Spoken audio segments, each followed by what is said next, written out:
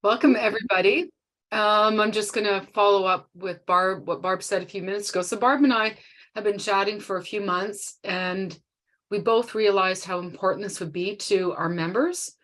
As artists, nobody likes the business side. So hopefully, through all these workshops, and I certainly encourage you to join all of them, because what'll happen is you'll take your bits and pieces from each one, even though let's say you don't want to do LinkedIn, you're not interested, you might pick up a tip that's going to help you on a different platform.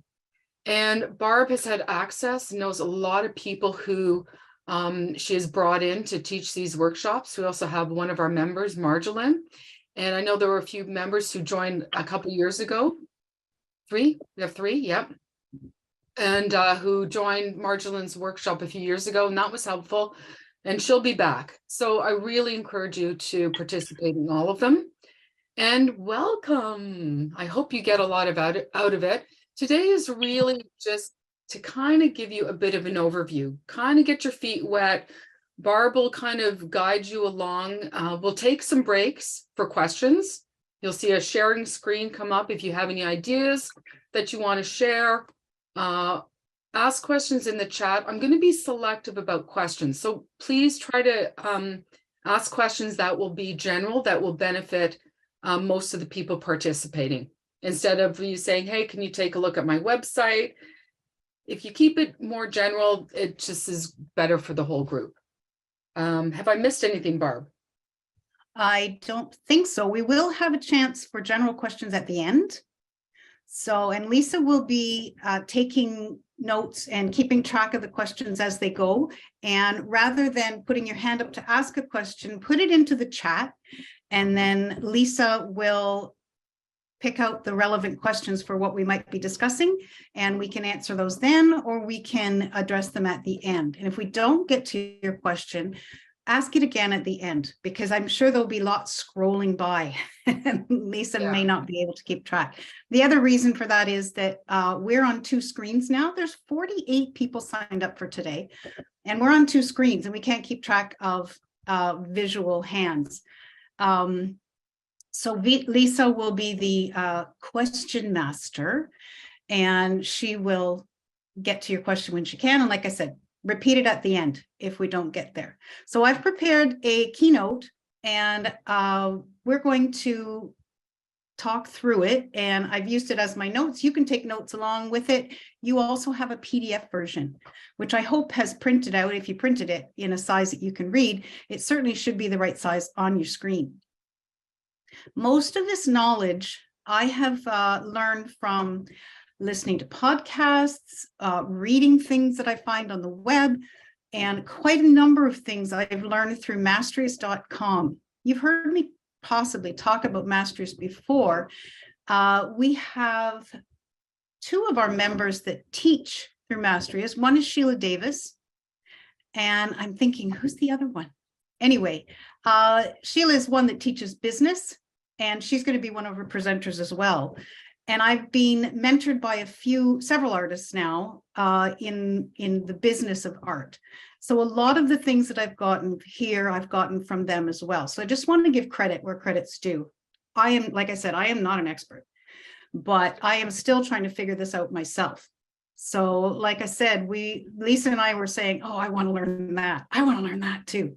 So we are hoping that everybody else feels the same way, and that these sessions are really helpful for you. We're trying to get down to the nitty-gritty, the nuts and bolts, and give you the opportunity to make your own decisions. So with that, I'm going to share my screen. And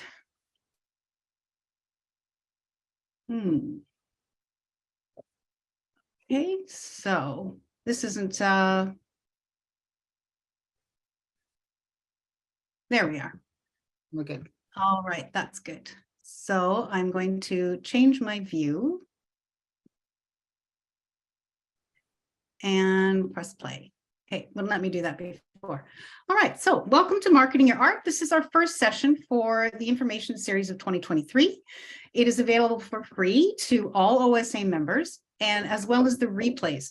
So you can go back and watch this anytime or as many times as you like. And on the OSA website, you'll log into the members area and it should be available there. And we will probably be able to send you a link as well after the session. So we're going to do our introduction, which we've done. Welcome to everybody. We have a main presentation, and then at the end, like I said, we'll have questions and comments. And once the chat questions have been answered, if there's time, we'll take more questions. So I am going to, if I can here, my mouse doesn't always behave. All right. So you need, one thing we talked about was being in the right mindset. And that means that artists spend a lot of time on what we call the wrong side of the fence. We are almost, it's called imposter syndrome, and it's very familiar to almost everybody. And most artists feel it at some point. And we are, well, will anybody like my work? Is this appropriate? Is this good enough? Is this, and it goes on and on and on. And we all feel like that sometimes. But as an artist, we need to get over that in order to sell our art effectively. So being on the right side of the fence means being on the side that says, yes, my art is worth it. Art is a must-have. And art is something that is desirable and appreciated. And I listened to a podcast yesterday called Art Juice, like orange juice, only with art. And it's an excellent podcast. And they made a very good point about how art is actually essential. It's not that frivolous thing that everyone thinks it is. It's essential. It's essential to our well-being and our mental health. So to your collectors, art is a must-have, and that puts us squarely on the other side of the fence. Recognize that you have a worthwhile product to sell that other people want. And that helps you to get over that imposter syndrome. Not everybody's going to want your art. Not everybody will appreciate your particular art, but you don't need everyone. You just need a few of those loyal fans. You just need enough people that want to buy your art to keep you going. So as an artist, you're also an entrepreneur. You can't apologize for wanting to sell your art or for needing to sell your art. And it's not your responsibility to make your art affordable. There are many ways to make your art affordable, but dropping the prices of your originals is not one of them. Most of the people here in the OSA have already, passed the approval test. You are a member of the OSA. We're an elite group of artists. But imposter syndrome strikes everybody. So we need to understand that our art is a commodity, something that's worthy of money spent. And just ask one of your collectors. They, with the joy on their faces, when they pick up their commission, when they purchase the art, when they see something they love, that's real. And they will feel it every day when they see that piece of art. So you are selling something they want and need.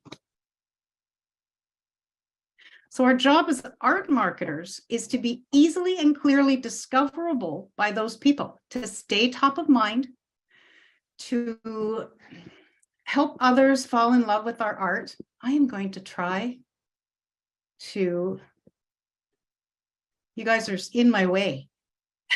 I can't see my notes. So we want to show them clearly how to buy it from us. I just saw a friend's newsletter, and she had a button at the bottom of her newsletter. She had a lovely newsletter, beautiful painting, a nice little story. And at the bottom, it did not say buy now.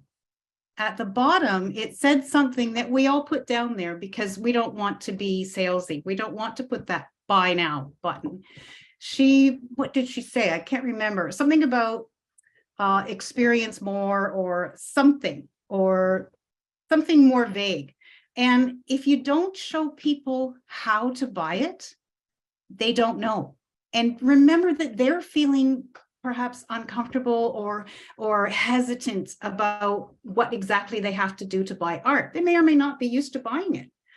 So put buy now on your button on your website. Don't beat around the bush, be direct. And being discoverable and honest is not the same as selling. Be honest and generous about how you create your art, how you feel about it. Make that widely discoverable by marketing it, and you'll find your people. That's a really different view than I have to market my art or I have to sell my art. There's no secret formula. There's no secret reel or magic format. All you need to do is share and distribute often and widely on several channels, so there's a greater chance of people seeing it. Social media is not a magic bullet. It doesn't instantly make you thousands and hundreds of thousands of followers. It takes time, and it might not be for you. So choose the different ways that you can distribute your art, if that makes you feel better than saying sell it, and you will slowly build your audience and things will roll along nicely. Being clear about how to buy your art is not salesy. It gives buyers the confidence they need, and they can have something that is easy to understand and straightforward. You wouldn't go into a store and want to have to figure out what's for sale. If you walk into Canadian Tire, for instance, you know what to do.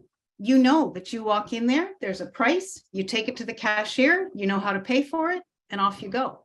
Make it that easy for people to buy your art. Put a price on it. Make that price clear and easy to see.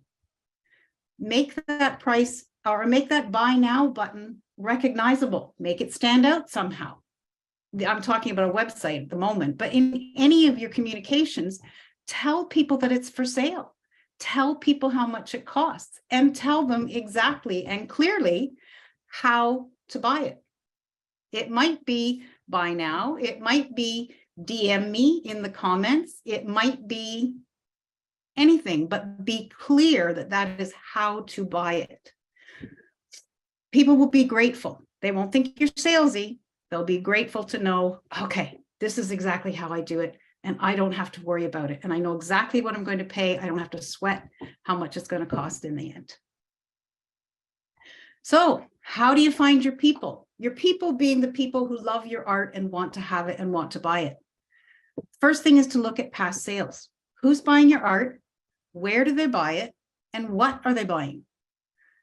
Personally, I find that people buy my art in person more often, not always, but if they buy it online, they have some connection to the area where I live and paint. So there's a personal connection, there's memory, and so on and so on. So look for those connections and the characteristics of the people who are buying your art, and pay attention to where they buy it. That doesn't mean that's the only place you can sell it. That means that is a good place to start.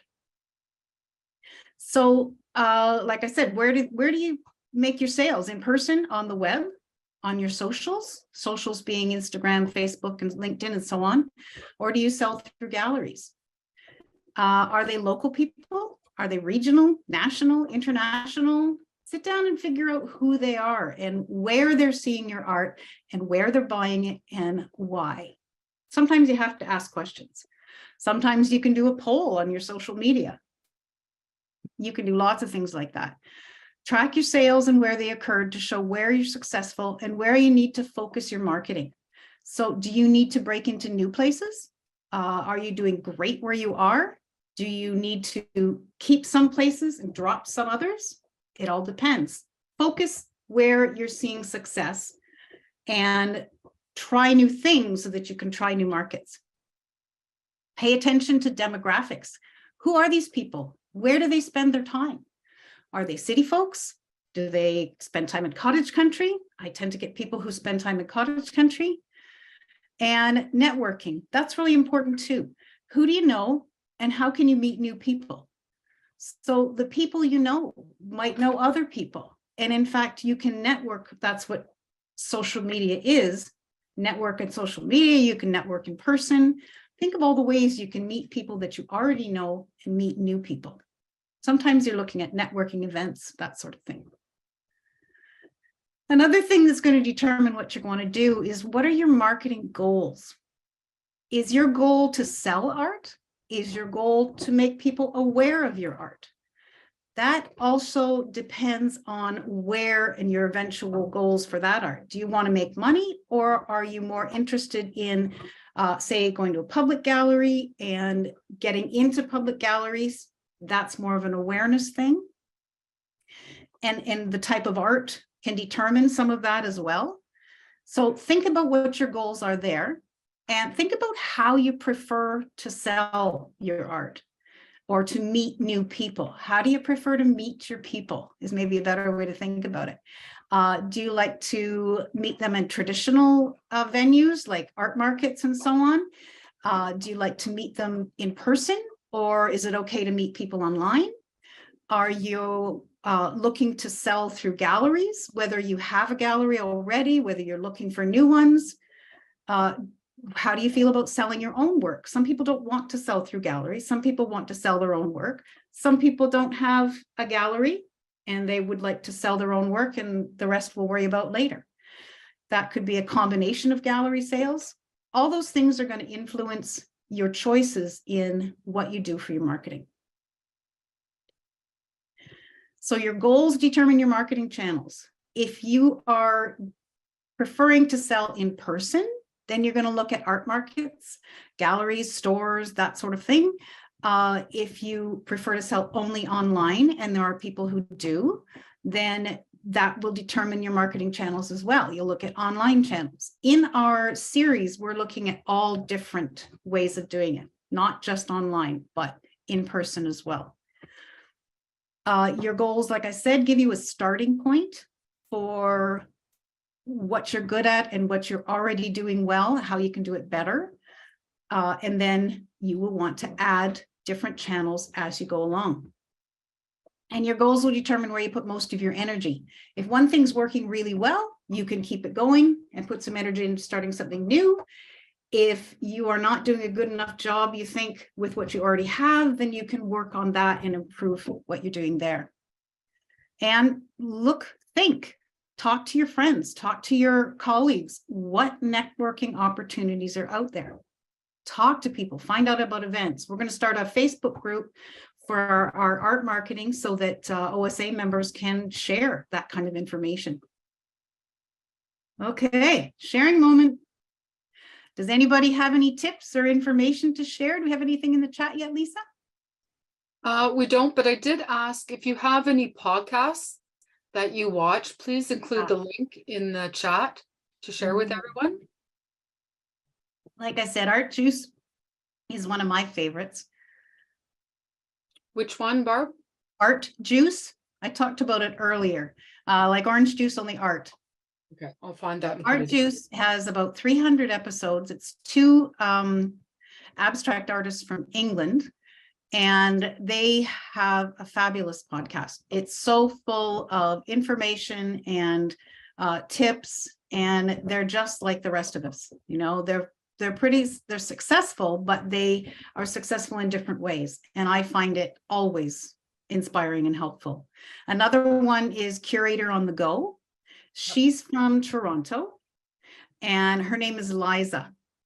I can't remember her last name at the moment, but it's Curator on the Go. She's a curator right now. She said she just began at Beaugé.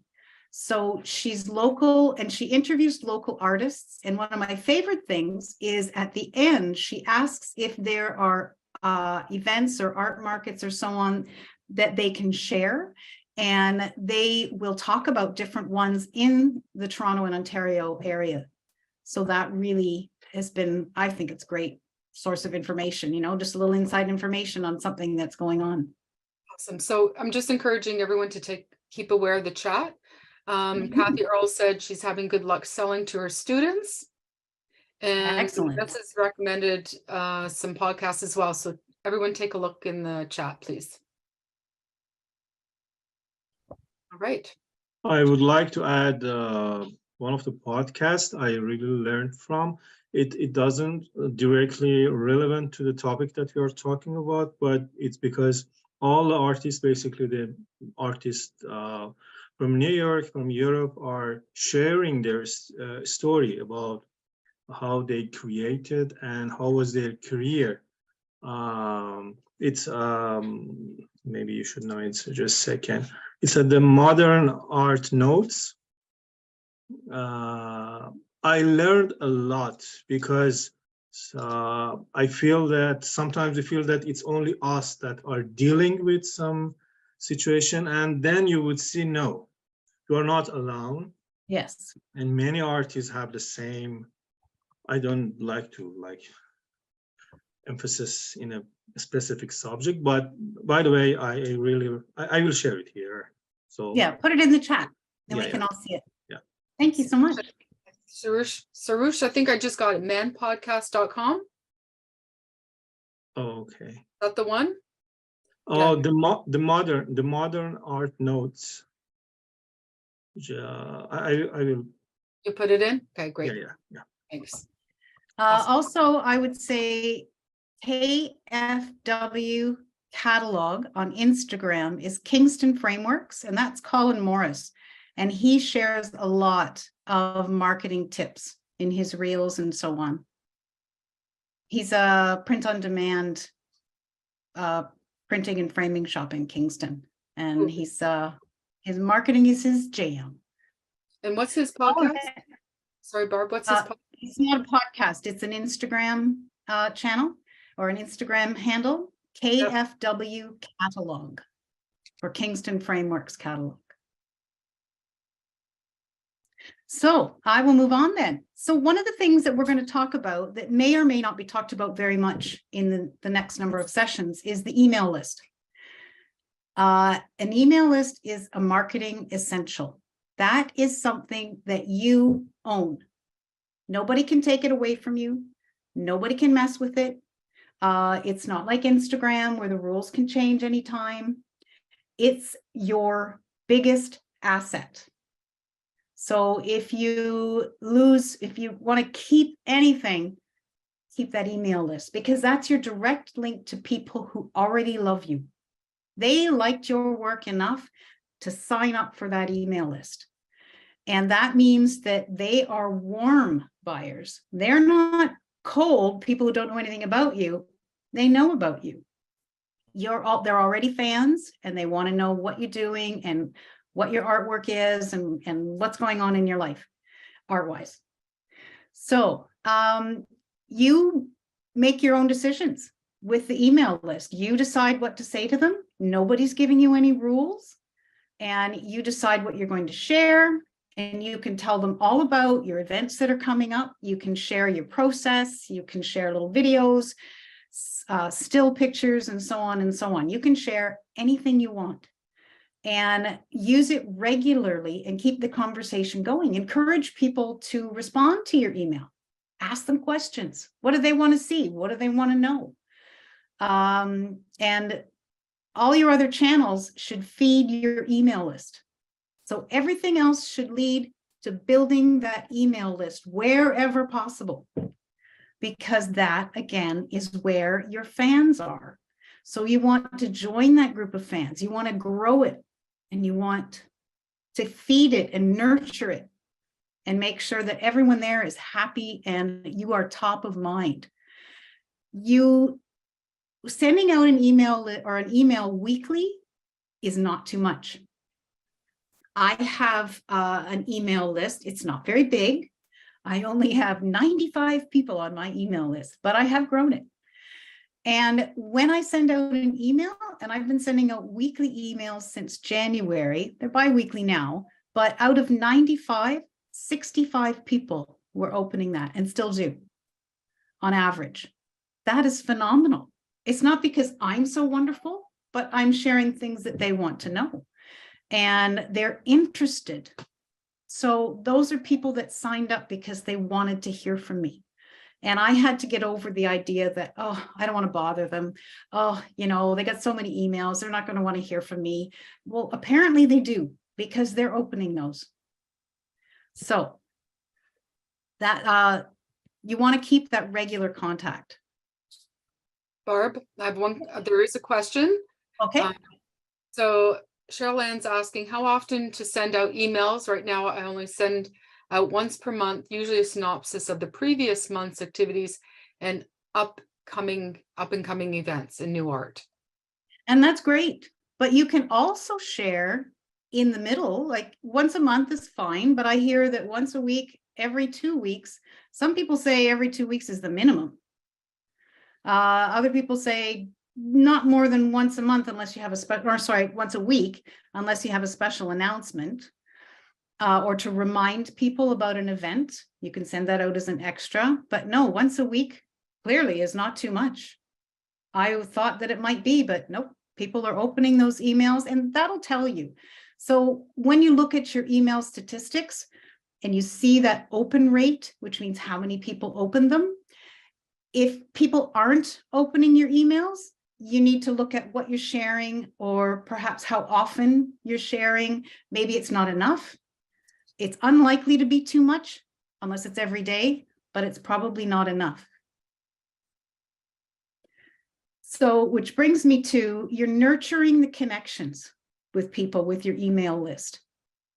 You, believe it or not, you are a rock star.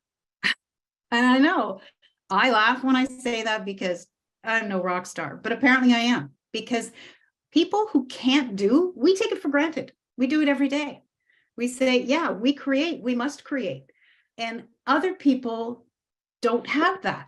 And they think, wow, how does that person do it? And they just want to know more about us. They want to know, they don't want to know what you had for dinner, but they do want to know what you're creating, what it looks like in your studio. People love studio tours. If you give a little tour of your studio, a little video or something, or still shots, you'd be amazed at how well that goes on social media. I'm amazed. I set up a tiny little gallery in a little alcove downstairs in my basement. It was no, I couldn't use it for anything else. So, and I put pictures and a little video of that. Oh my gosh, that's way more popular than anything else I've shared. I was floored.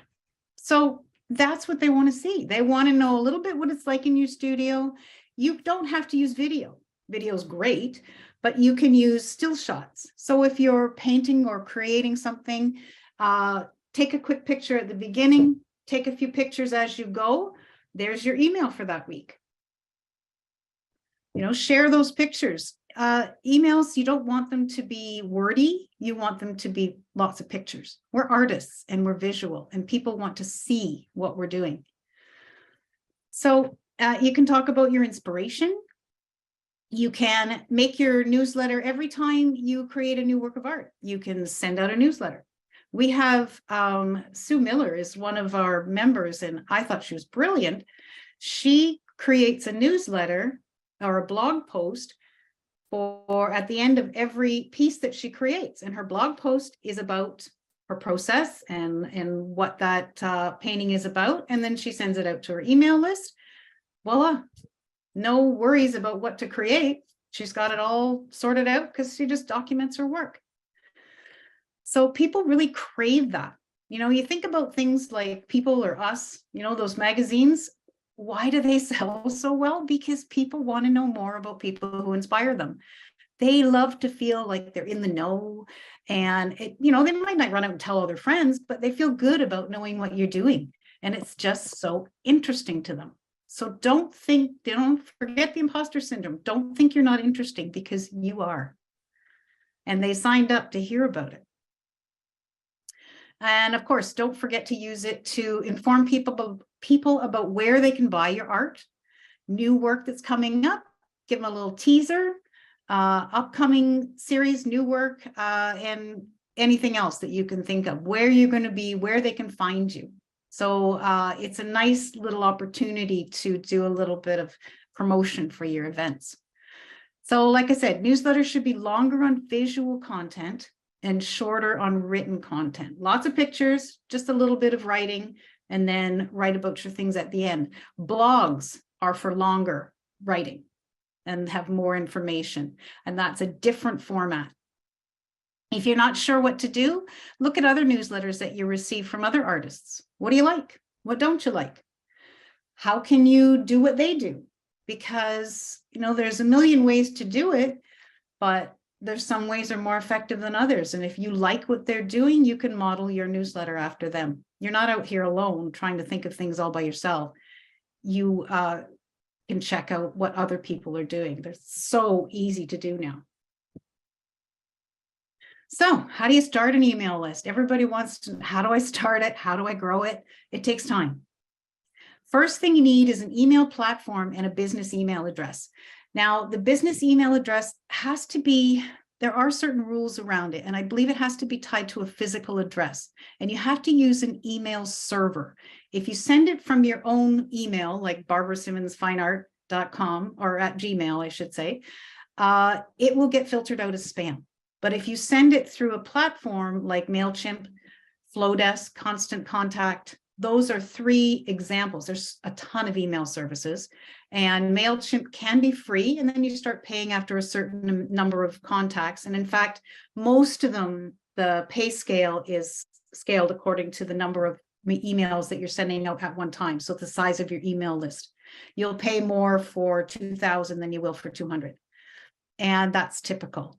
I know people who love Flowdesk and say it's fantastic. It's well worth, I think it's probably $25 to $30 a month, something like that. And other people say the same thing about Constant Contact. MailChimp, some people have it mastered. I never could, but it does have a free option. And choose one that's easy to use. This is your biggest asset. So don't go cheap and say, I'm just going to use MailChimp, even though I hate it, and I'll only send it out twice a year because I can't stand working with it. No, choose one that's easy to use or you won't use it. You want it to be easy and fast. Your newsletter should go together in 15 minutes because you're using mostly pictures. So, don't kill yourself over the wording. And in fact, ChatGPT, believe it or not, AI is becoming more and more prevalent, and you can use it to write your newsletters if you really feel that you're not up to writing a good newsletter. Start investigating ChatGPT. It will write something for you and you can modify it after that. I have friends who do that because they hate writing. Personally, I start writing and I just keep writing. So I don't have a problem with that, but you can use ChatGPT or other AI software to help you write it. But don't cheap out on the newsletter service because you won't use it, and you want to nurture those contacts and connections and your warm email list. Those are the people that are going to buy from you or find you at a show or whatever. Many website platforms have email and newsletter management incorporated into them. That's what I use. Currently, I'm on FASO, F-A-S-O, which is a fine art studio online, I think is what it stands for, but they have a website platform. Lots and lots of artists use it. It's dedicated to artists, and they have a newsletter incorporated into their platform that is very easy to use. I would say that is a good platform for people who are not tech confident. So if you're not big on tech and you don't want to fuss with your newsletter, they're really good at customer service and so on. They answer your questions very quickly and personally, and they're absolutely great on the service. They have an email service attached. Now, they do have limitations. So I'm working on a new website. It will be on Squarespace. And Squarespace also has a newsletter built in. So you don't have to worry about finding somewhere else or connecting it. Like MailChimp is a separate entity, and you have to connect it to your website and your email list. And I think that's where I got all tied up.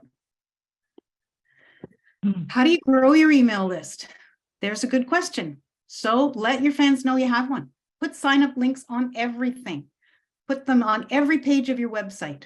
Put them on your Instagram, your socials, everywhere you can. Put it on a link on the back of postcards that you create to give away. greeting cards, if you're doing those as part of your merchandise lineup, you can provide links everywhere. So Linktree is free, and it was built for creating more than one link on Instagram. Instagram, for the longest time, until very recently, only allowed you to put one link in your profile. And they developed Linktree so that you could provide the one link, which was Linktree, and that takes them to a page where you can put a number of links. I don't know what the limit is, or if there is one. You don't want too many, but you can put 5 or 10 links or whatever you want. You can link to your portfolio page on your website, to your email, anywhere you want them to go, to a show that you're going to be in, whatever. And Linktree also provides a QR code. A QR code is those funny little square things full of dots and stuff, and you point your phone camera at it, and it takes you to a certain web link. So with Linktree, it will take you to that list of links that you've created. And you can change that list of links anytime you want to anything you want, and you don't have to change your QR code. So if you print a batch of, say, business cards or greeting cards or something, and you put that one QR code on the back, then even if they're 10 years old, as long as you still have that Linktree link, people can go to your Linktree, which you can update anytime you want and change those, but you don't have to have a new QR code. Many QR codes are one link, and Linktree is not, and Linktree is perfectly free. You don't pay for anything. So you need to have promotions that encourage signups. Giveaways are fantastic. I did a giveaway at my studio tour last year, and it was a very small painting, like I think it was 8 by 8. And I put up a little sign, win this painting, bunch of ballots out where they filled out their name and their email.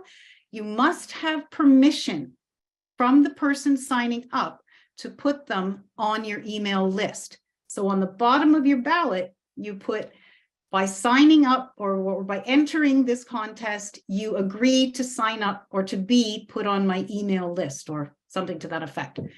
And that way you get their permission. They put it in a little ballot box.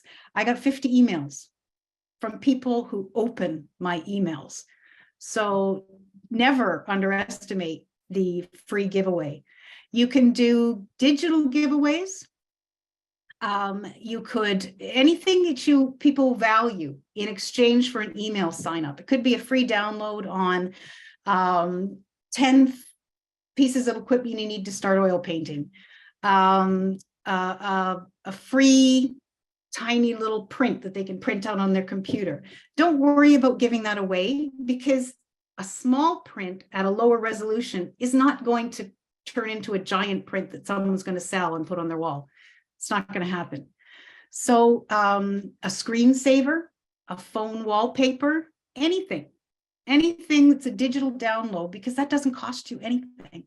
And you sign up, and then in your email program, you can attach the giveaway that goes automatically to that person. So just make it easy for people, and there's all sorts of ways to do it. Like I said, sign up your lists in person at shows, get a lot more action if you have a giveaway. I think if I have done it without a giveaway, I might get one sign up, but boy, you offer something for free and they line up to give you their address. So they want to get value for the address. Think about what you can give them that they want. Okay, and then give them good value in the newsletters that follow. They talk about a sequence of give, sell. So talk about your process, give them a little, in the next time, give them a little insight into what your studio looks like. And then the third time you offer something for sale. I have this painting that I finished and it's for sale. So you can follow that. There's all kinds of resources out there that you can look up or Google, and they will tell you about newsletters. HubSpot is something that's a very good email marketing, or not email marketing, marketing altogether, digital marketing website, HubSpot.com, I think. Again, I talked about the QR code.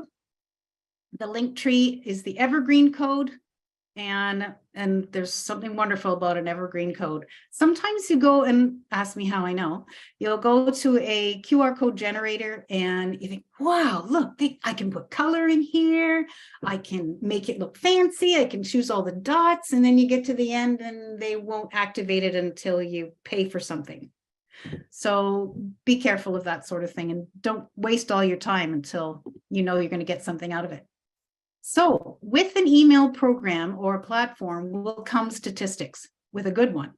I think they all provide statistics. So they'll tell you the number of subscribers. Often they will tell you where they signed up, which is good to know because you know whether your promotions are working or not. The open rate, they'll tell you who opened it. They'll tell you who clicked on any links that are in your email. And of course, you should always provide links to your website and to places they can browse your web or your artwork. Unsubscribes, those are in each, if you have a good email platform, at the bottom of each email, it will always say unsubscribe if you don't want to get these emails anymore. I think that's legal, that you have to supply an unsubscribe link.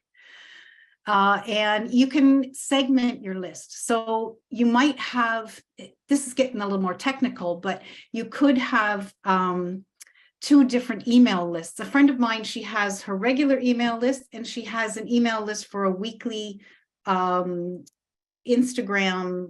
offer that she makes every week of a small painting. What does she call them? Midweek minis, I think. And so she has a separate email list for each of those. They're the midweek minis, they get theirs every week before she submits the mini painting sends out the mini painting, that is, not submits. And she can differentiate that. You can differentiate by area. If you have different locations or types of landscapes or something that you paint, you might send some to out west, you might send some to Ontario, and you can break up your list that way if you want to. And that's most. Are there any questions about email lists before we move on to income streams? All right. Just that, Barb, the only thing I just want to remind everybody that a lot of this is going to be covered in future, I don't know which workshop, but again, so I'm encouraging you to join all the workshops. And this one is designed to get you thinking. So when we talk about these things, we're also giving you definitions for some things. So when we talk about things like email lists and income streams and all these things, we'll talk about how important they are, and our experts will elaborate on many of these things. I think that we didn't have as much on email lists, so I spent a lot more time on it because it's also so important. All right, our next topic is income streams. So when you have only one thing to sell, like say you only focus on original art, you can only make as much money as art you can churn out and art you can sell. So you're dependent on one thing. That works great for some people. I think it takes quite a while to get to that point. I am certainly not at that point. So the rest of us, it also depends on how you feel about that. Some people feel very strongly that they do not want to do anything but original art. And absolutely, that is your prerogative. We're presenting this as an information for you to think about as to how to diversify your income. There is such a thing, and I think it's quite magical, in fact, as passive income. Passive income happens after you make your art and you put in the initial effort, and then after that, it sells itself. And the income magically comes in and pays for your groceries. It's wonderful. So once you have the original art, that is your product.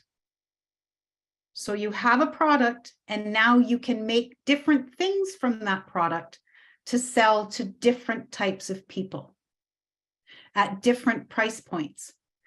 So providing items at different price points can be useful for your sales and for marketing. if one income stream is slow, another one can fill in the gaps. And if you have multiple income streams, it helps even out your income. It's not cheating. It's making the most of what you're creating and helping you to come up with or to earn a steadier income. Everybody has different feelings on that. Nobody is telling you have to do anything, but we want you to be aware of what all this is. So each piece of art you create is a product that can be reproduced, marketed, and sold for passive income. Active income is the creation of that original art. That requires effort and time to create. At passive income, you have to set it up. You have to get it started. It's front end heavy. And then after that, it looks after itself. And the money, you just, you take in your check every month.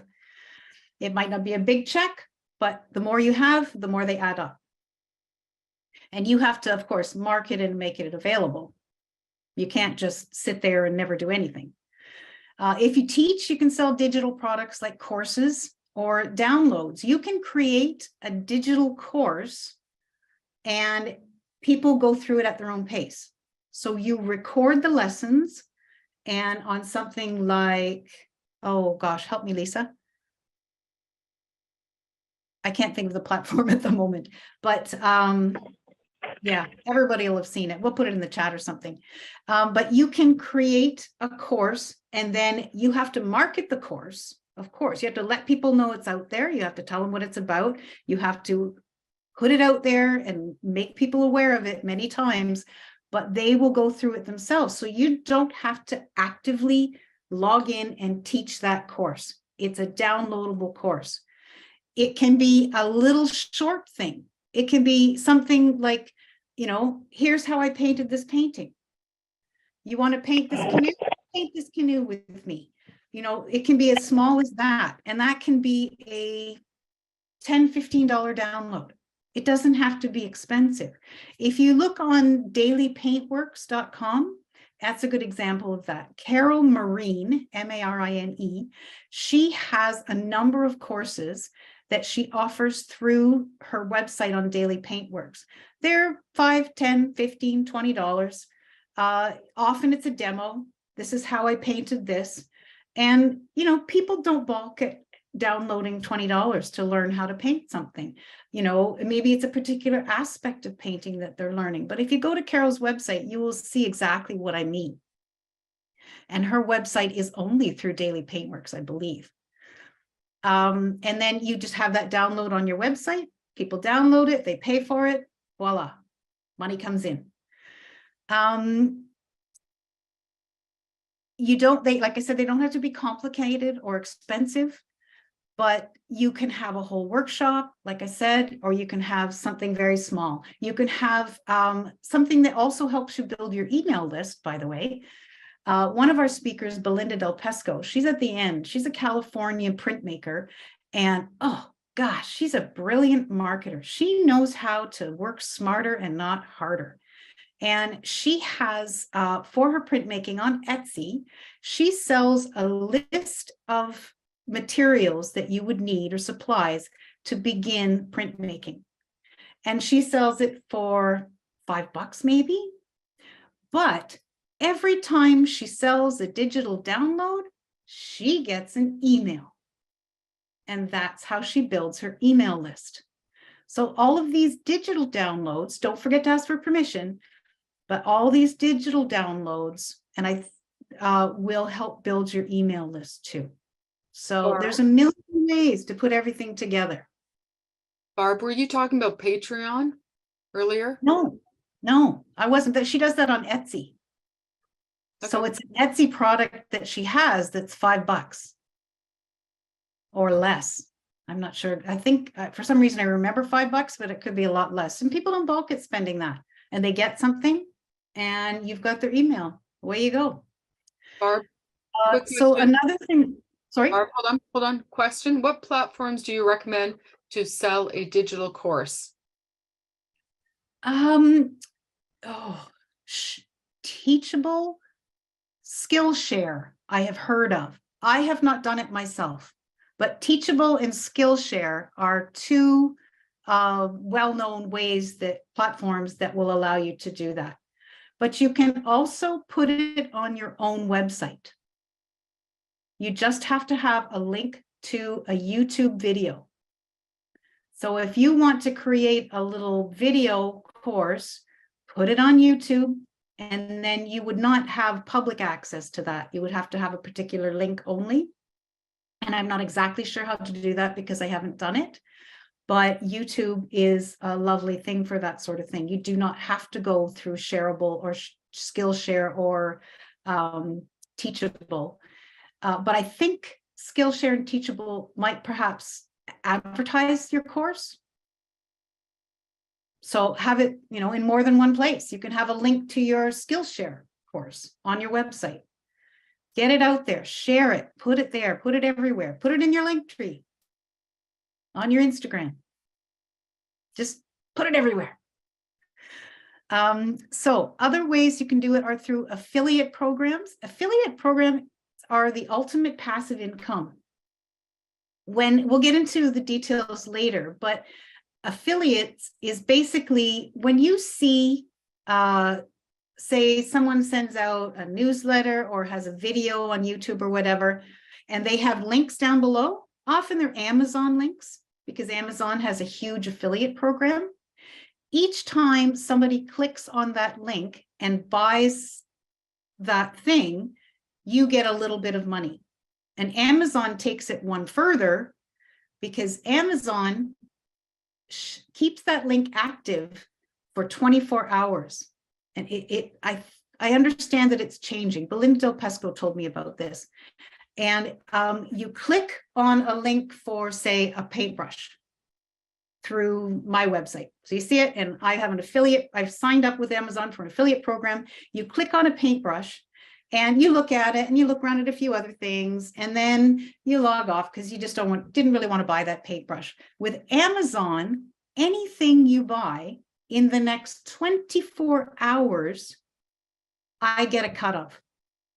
So if you didn't want to buy that paintbrush, but you thought you'd like to buy a big screen TV, I get a cut of the big screen TV price. It's crazy, but that's why Amazon is so popular. And that's what an affiliate program is. Different companies have different affiliate programs, and it's up to you to find them, really. So let's see, reproductions. Reproductions are also called prints, but to be fair to the printmakers out there, we should be calling them reproductions. And there is something called drop shipping. Drop shipping is what Kingston Frameworks does. You have a professional photographer take a photo of your art, or you learn how to do it yourself, and you send that file to that drop shipper, and they print it, frame it, stretch it, whatever. You can give any number of options for that print, and they do everything after that. It costs a little more than having it done yourself, but you never have to touch that print if you don't want to. If you want to, you can get them back and you can sign them. It all depends on how you want to organize that reproduction. But drop shipping does make it possible for you to do it electronically by just sending a file to that printer. Like I said, you can also have them shipped to you and print them yourself. I recommend local.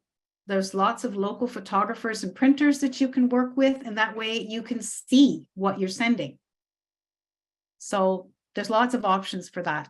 Merchandise, your art printed on objects or clothing, small prints, cards. Your local printer can do cards for you and business cards and so on like that. But you will want an art printer to do your small prints. Or this morning, I spent some time printing some on my computer. And with my own printer, they are like, I don't know, 5x7 or something. But if you can set up your print file with proper color and calibration and so on, then you can print your own, frame them in a inexpensive frame, and away you go. The big ones, I wouldn't recommend. I would leave that to the professionals. But the ones I did this morning, they turned out pretty well. So I have a little gallery in a little local store, and there's lots of artists in the gallery. But I will put those little prints in there because they cost a lot less and they're a better price point for that sort of place. They're going in to buy their dinner and they stop and look at the little gallery. I've actually sold quite a lot of things there. But, you know, when it costs hundreds of dollars, not so likely they're going to be going in there looking for that, but they will buy small things.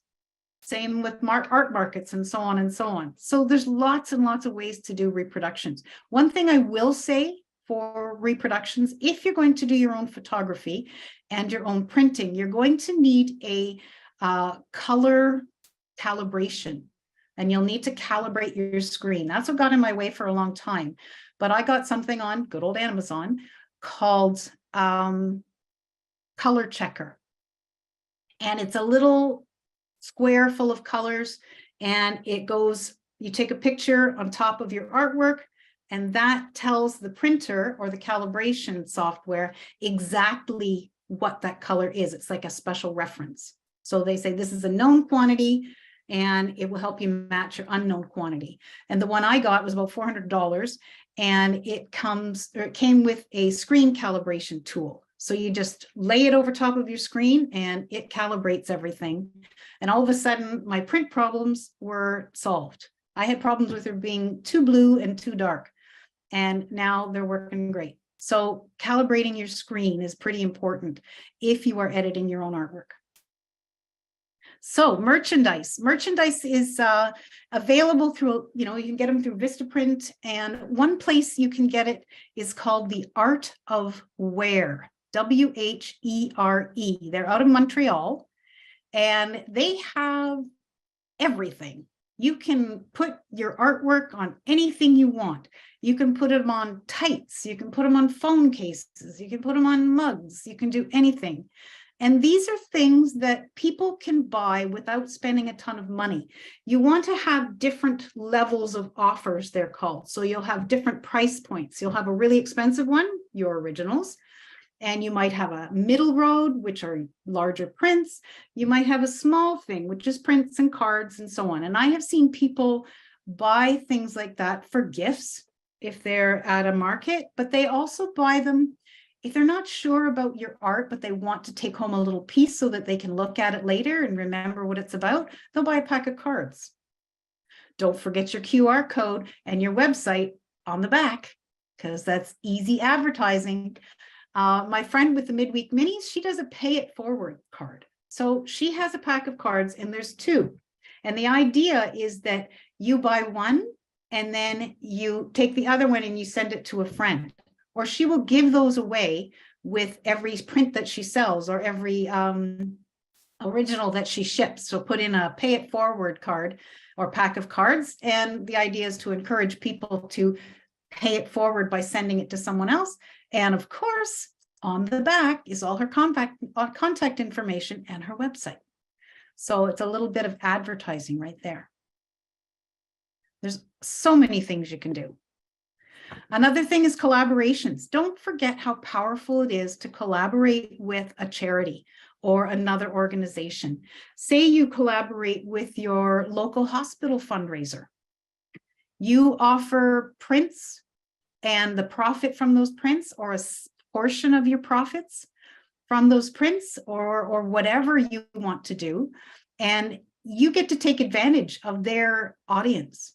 So everybody who has anything to do with that hospital will get their newsletters and see the advertising when they walk in the door, and so on and so on. So you have just hugely increased your audience, but you're also doing some good because you're donating, and people like to buy things when you donate. They'll buy a pack of cards to donate to the local hospital or a print or whatever. So work with them and think about who you can partner with, and that will help you market your art, because you don't have to earn that audience. They've already got it. They're bigger than you. They've done all the work and they have that big audience. So you can also collaborate with other artists. We're a little more familiar with that. to hold pop-up art shows and exhibits and events. Back in COVID, it was really hard. All the art shows were closing down. So a group of us got together and we held local pop-up shows, and we're still doing them. We're doing our first one for this year on Saturday, and they're really popular. Now, one thing I will say is one thing that we found to be very advantageous is our pop-up is at where that little gallery is, and there is an LCBO and a fine food store. So everyone from all the beaches around, because I live up near Midland, lots of beaches and cottagers, a good proportion of them are stopping at the LCBO at some point on Saturday.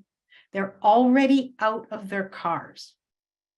If you're somewhere where people are already stopping, they don't have to decide whether to stop. If they're already out of their car, they're already going to that destination. LCBOs are magical for that. Then they will be happy to stop by and take a little walk around and see whatever you've got. They might not buy things. They might buy small things, but I've had them buy big things too. All depends on where you are. So again, group efforts equal a wider reach, and you get to take advantage of other people's contacts. The bigger the group or the bigger the organization, the more contacts. And you know, more is more. Anybody have anything to share on income streams or collaborations? Or any questions as well? Or let us know how we're doing. Is this, I can only see a couple of people, so, and one of them is Lisa. So hopefully everyone's taking this in and enjoying the information. And hopefully synapses are firing and ideas are starting. You are doing awesome. Thank you so much. Oh, thank you. Thank you. You're one of the people I can see. Barb, Okay. Barb, there is the question. Barb? Okay. Oh, hold on. Do you need special permission for a pop-up show? Yes. It depends where you are. We didn't need permission from the township, but we did need permission and cooperation with the store owner. So she hosts us for free one Saturday a month. And we did get a flag from Vistaprint that we put up a few days ahead of time to advertise that it's coming.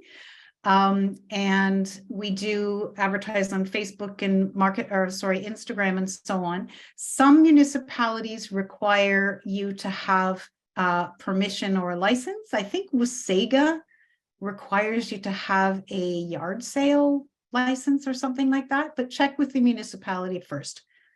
And of course, you know, you want to check with whoever owns the parking lot that you're going to be setting up in. So, choosing your marketing channels.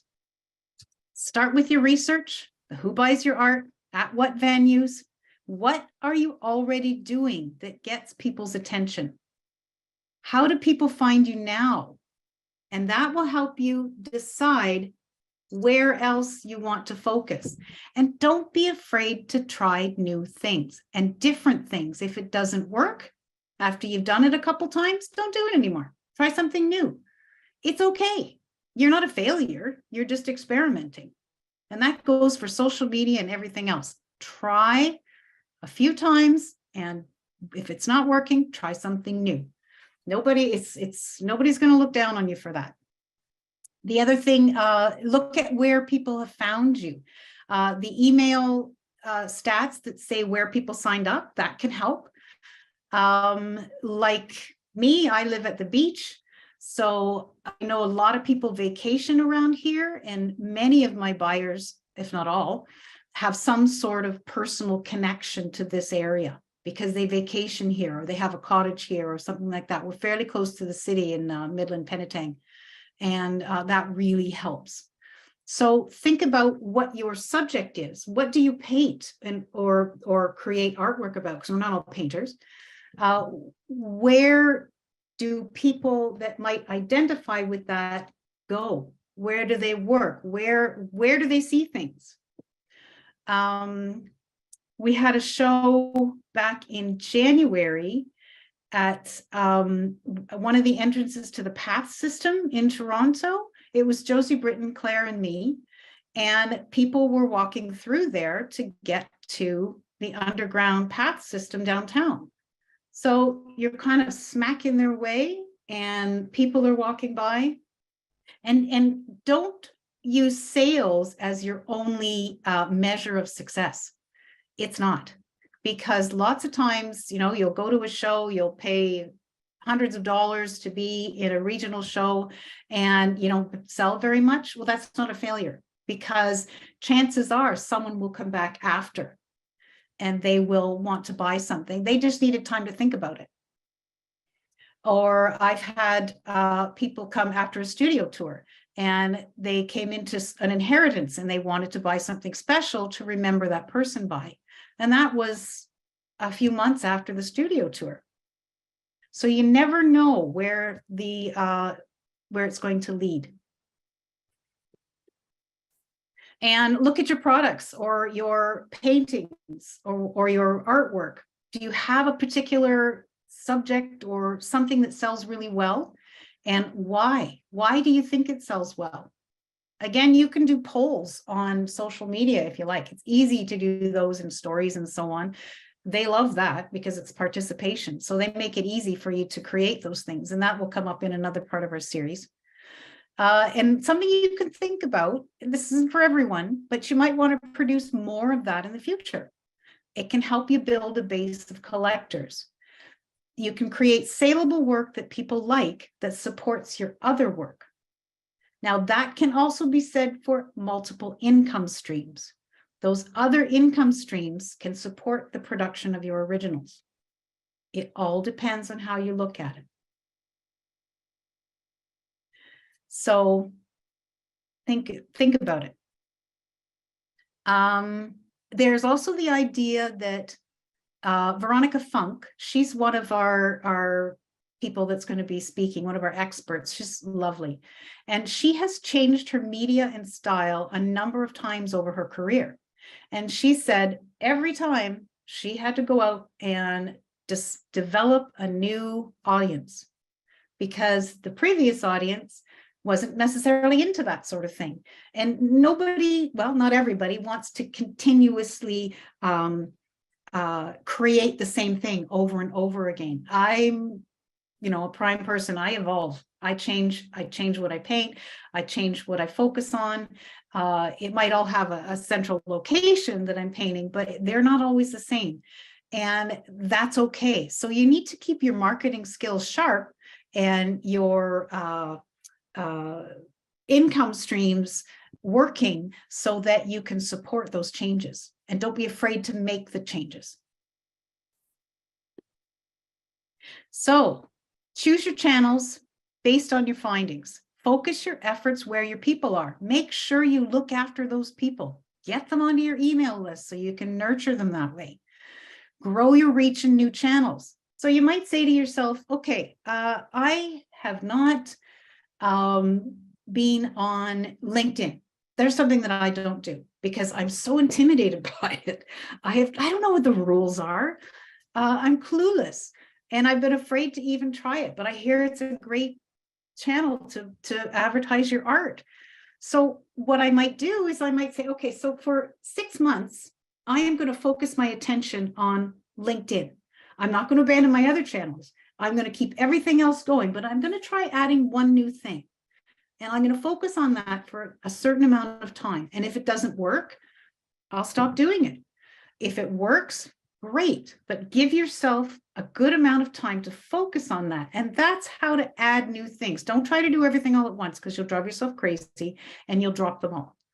Focus on 1 or 2 things at a time. You know, dive deep, see what you need to do, learn from our experts, which is only a starting point, by the way. But learn everywhere that you can. Try things like video. Video is it's like a new standard now. You can still do still pictures, of course, people still look at that, but video is being pushed all over the digital channels. So it's okay to push your boundaries, and you might be uncomfortable with video. Hello. I am so uncomfortable with video. I did, because I had to. I did an Instagram live yesterday with a new mentor for Mastrius because they want us to promote through Instagram Live. Well, I hadn't done it before. And the first 3 videos were like black. And I swear, I don't know, it didn't go that well. Finally, the last one was fine. But, you know, I happened to have just come in from walking the dog and my hair was all over the place. And my partner said, oh my gosh, you look like, what did he say? Sasquatch or something. Or no, he called me Marilyn Manson. I said, thank you. Thank you. You're so nice. So, you know, you have to be willing to put yourself out there, which I find very difficult. This is different. I can talk on Zoom, but I find putting myself out there on social media, especially on video and in stills, to be really a challenge for my self-esteem. And I just got to get over that. So don't be afraid. Push your boundaries, but be authentic. Authentic is the antidote to salesy. Unless you happen to have a salesy personality, but I don't think there's a lot of them out there. The antidote is to be authentic. So be yourself. Talk about your art. Do what you do. Do you. And just that is what people respond to. They say, wow, she's a real person. I mean, how did you feel when I told you about my Instagram story where I looked like Marilyn Manson? You know, I had crazy hair and maybe I should have waited, but that's when she was on the phone. So that's when we had to do it. Just be yourself and people respond to that and they go, oh, thank God she's a real person. And next time I'll look better, I swear. So don't force yourself into things that you're really uncomfortable with because you won't do it. Notice that I'm not on socials in videos and stills very often because I'm really uncomfortable with it, but I'm trying, pushing my boundaries a little bit at a time. And that is when you will still do it. It doesn't feel so bad. And never forget that there are no overnight successes. I think we all know that because we've been artists for a while, but we are sold the idea of instant success everywhere we look, in the media, online, and in every course that people try to sell you, they say, oh yeah, you just do X, Y, and Z, and you're going to be making all kinds of money before you know it. Well, before you know it takes years. And I think we all have to be prepared for that and don't give up just because it takes time. Like I said, it takes years to become an overnight success. We've all heard that before, and it's so true.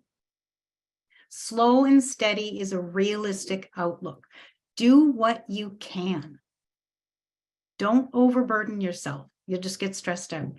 Do what you can, do a little bit at a time, grow slowly, and that's okay. It takes 7 views, they say, to get someone's attention, to even get them to notice you. They have to see it 7 times. Remember, I always laugh because I'm going to show how old I am, but remember bell bottoms? The first time they came out? How long did it take for people to catch on to bell bottoms? And I still look at them and go, yeah, but if you go swish, swish when you walk, that's not cool. But anyway, they look good.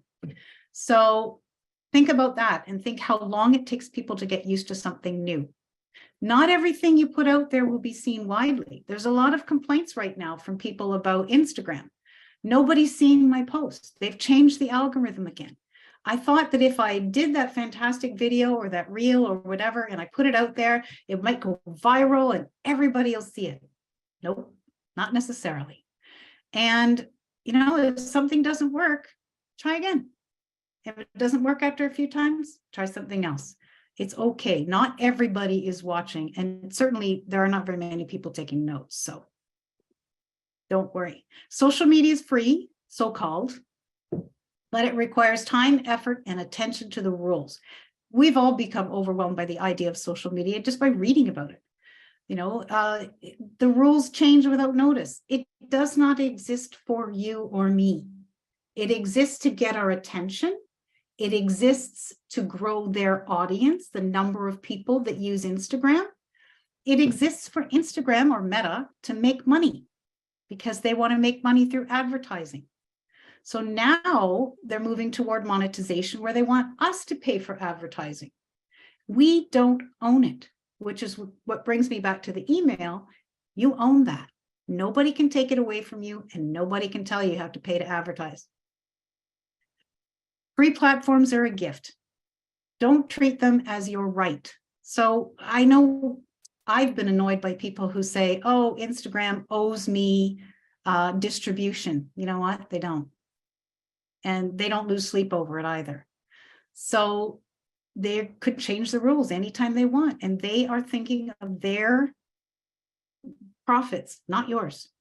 So don't get all caught up in it and get angry when it doesn't work. Try something else. Try something new. Just keep putting it out there and don't sweat it. Followers don't equal sales.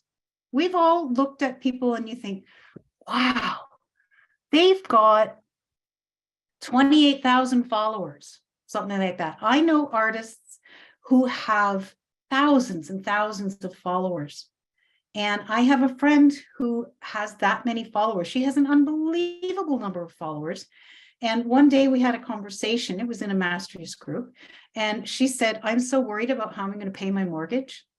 And I don't know where my next income is coming from. She's a full-time artist and a single mom.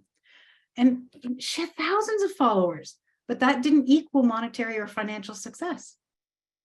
She's also a really good painter. It takes time. So social media versus search engines. This is another really important definition. Social media, you all know what that is. Since Facebook, Instagram, LinkedIn, those are designed for social interaction. The way you get attention is based on how people react to your content, if they like it, if they share it, if they click on it. That's what Facebook and Instagram and LinkedIn base how they spread your content. They will share it if other people are sharing it. But if nobody's sharing it, chances are they won't. Search engines are different. We all know Google. Google is a search engine. You punch in some words like best art in Ontario, and up come a whole bunch of artists. Probably they're all our members, but anyway. So a search engine is something that searches the web. They do something called crawling. All day long, all night long, 24/7, Google is crawling the web. So their servers, machines, whatever, are going over every bit of information that's out there that's published to find the words that are used so they can decide what that thing's about. So they might come to our website, and based on the words that we use to describe the photographs, the links, and the text that are in the pages, you can describe your pages that are on our website, they will decide that this is about a group of artists who live in Ontario who do X, Y, and Z. And that is how that means we've been crawled. And they re-crawl there's a time period, but there's a lot of web content out there, but they recrawl the content periodically to update that. And that is what they base those results on. So when I put in a search for Ontario Society of Artists, our website comes up because Google is aware of what we are and who we are. And that's how a search engine works. So we have a search engine optimization makes it easy for a search engine like Google to identify what you're all about. It's all about the words you use on your website. If you have a blog, there are more words for Google to crawl. And if you put descriptions of photos and other things that are on your website, that also helps search engines, because Google's not the only one, it just happens to be the most popular one. But that helps the search engines to understand what you're all about. So the more accurate you are with your words, the easier it is for them to understand, and the more likely they are to push you up in those rankings. And there's many places you can use those words. Like I said, by having a blog, you can increase the number of relevant words you have. And by writing accurate excuse me, by writing certain descriptions that are relevant, using relevant words, you can also help your search engine rankings. So you don't want to, there's something called stacking keywords or stuffing keywords. Keywords are things like painting, oil painting, artist, things that directly describe what you are and what you do, that are common, that people will type in for a search. And they don't like you to stack the keywords or stuff the keywords. They don't want you to have awkward sentences that are so full of keywords they barely make sense. People used to do that, and now Google gets cranky when you do that. So what you want to do is just use normal, everyday conversational descriptions that accurately describe your photographs or whatever. Like you would, the alt text helps people who are blind to understand what a photograph is about. So use that as a guide, and just describe it in conversational language so that you understand, someone listening to it could understand what it is. Hashtags are the social media version of SEO. Again, you don't want 32 hashtags. There's something called 3/3. Do you know what that is, Lisa, off the top of your head? It's something like 3 hashtags that describe what something is, 3 that describe how you use it, and 3 that describe, oh, that's the one I can't remember, maybe where you can find it or something like that. Just look 3/3 or 3 times 3 or something like that when it comes to Instagram, and you'll find out what that is. But that's the current idea of SEO for hashtags. But hashtags help people find things on social media. So they might enter something like Ontario artist or landscape artists in Ontario or something like that. And that if you consistently use the hashtag, that then when somebody types that in, your images will come up. So words, I hope you got that. Words are really, really important. My voice is going to start wearing out. Haven't done this much talking since I was a teacher. Okay, so visual search engines are things that search photographs, that read photographs, which by description, by the way.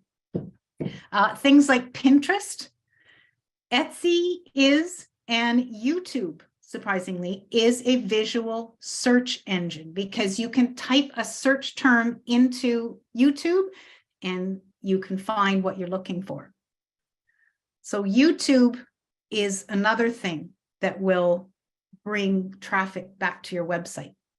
A blog. Does anybody have questions before we go on about search engines and SEO? Yeah. You have to Sue. And Sue is one of those people in my. Did you? What did I miss there with the CEO? Oh, SEO. SEO. Sorry. What SEO is search engine optimization. Okay, thank you. I'm sure you already explained it. I was writing notes. Oh, it should be in the notes. Okay. You can Google all day long on that. HubSpot is a good website that'll talk about SEO. So a blog is an online newsletter or video. You can have a vlog on YouTube. And it's just a different format for telling the story. A blog is full of words. Words help SEO, search engine optimization. Blogs help people find your website or your content because Google finds the words, and all those words help to push you up in the rankings. How many people recently have gone to page 2 of a Google search? I think I did once in the past year. You know, it's a thing. So being up in the rankings means you're closer and closer to page 1. A blog can reside on your own website, or you can have a blogging platform like Blogger or YouTube if you have a vlog. It's a matter of what you're comfortable with. And your own blog can be a vlog because you can host video on your website. So don't forget. And so the blog and the vlog helps to drive traffic to your website because it works on your SEO. People want that information. You can link to it in your newsletter. Here's my blog for more detail. The blog is the long version or the long written version, more words of your newsletter. So you might have a link in your newsletter, read more, and it links to your blog.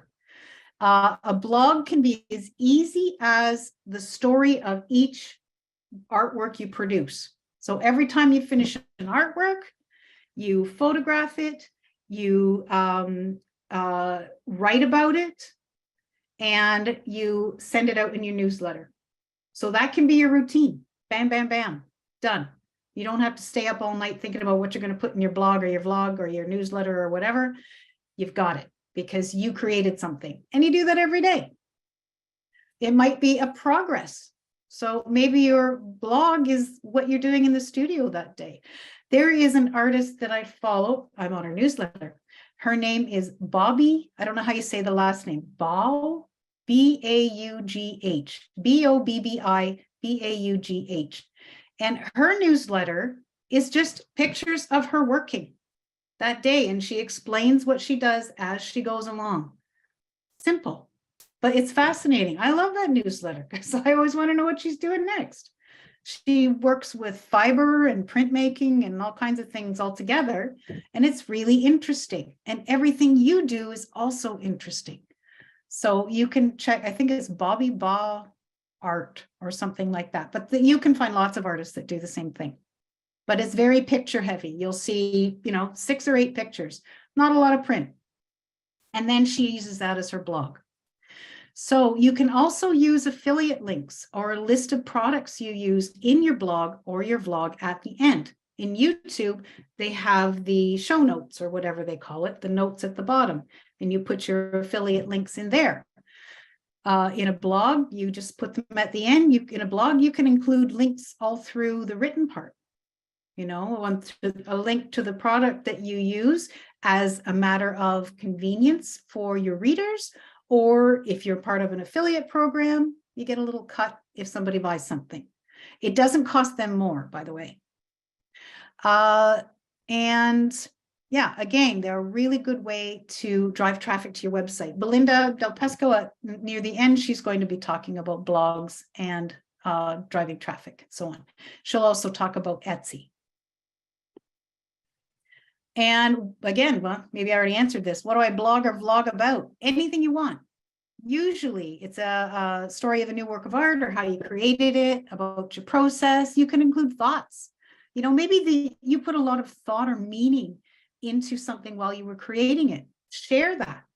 Let people know. People want to know that. Not many people are, some people say the artwork should be enough.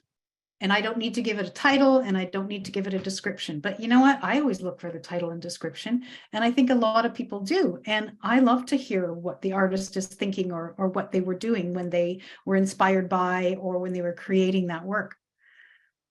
You can get into a lot more detail than you can in your newsletter.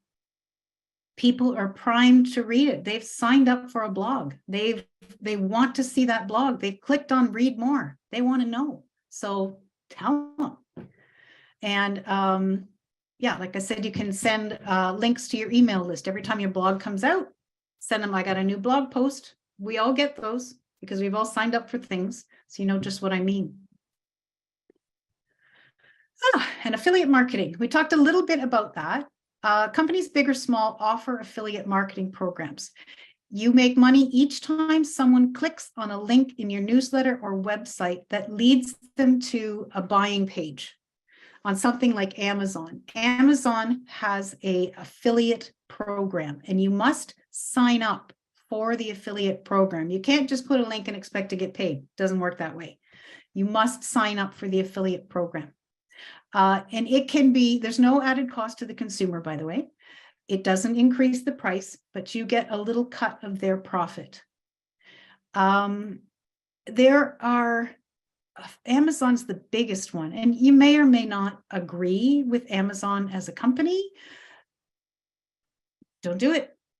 If you want to sign up with a different company that does affiliate marketing, just Google, I guess, affiliate programs for artists might be a good way to start. I'm not part of any affiliate programs, but darn, it sounds appealing. And like I said, the Amazon one that is good for anything anybody buys in 24 hours, that's wow. I just go, whew, that sounds great. Everybody go and buy something expensive after you click through my link. So it can be a small income, but you know what? Say you make 50 bucks a month. It's 50 bucks you didn't have before. That could certainly buy a few art supplies.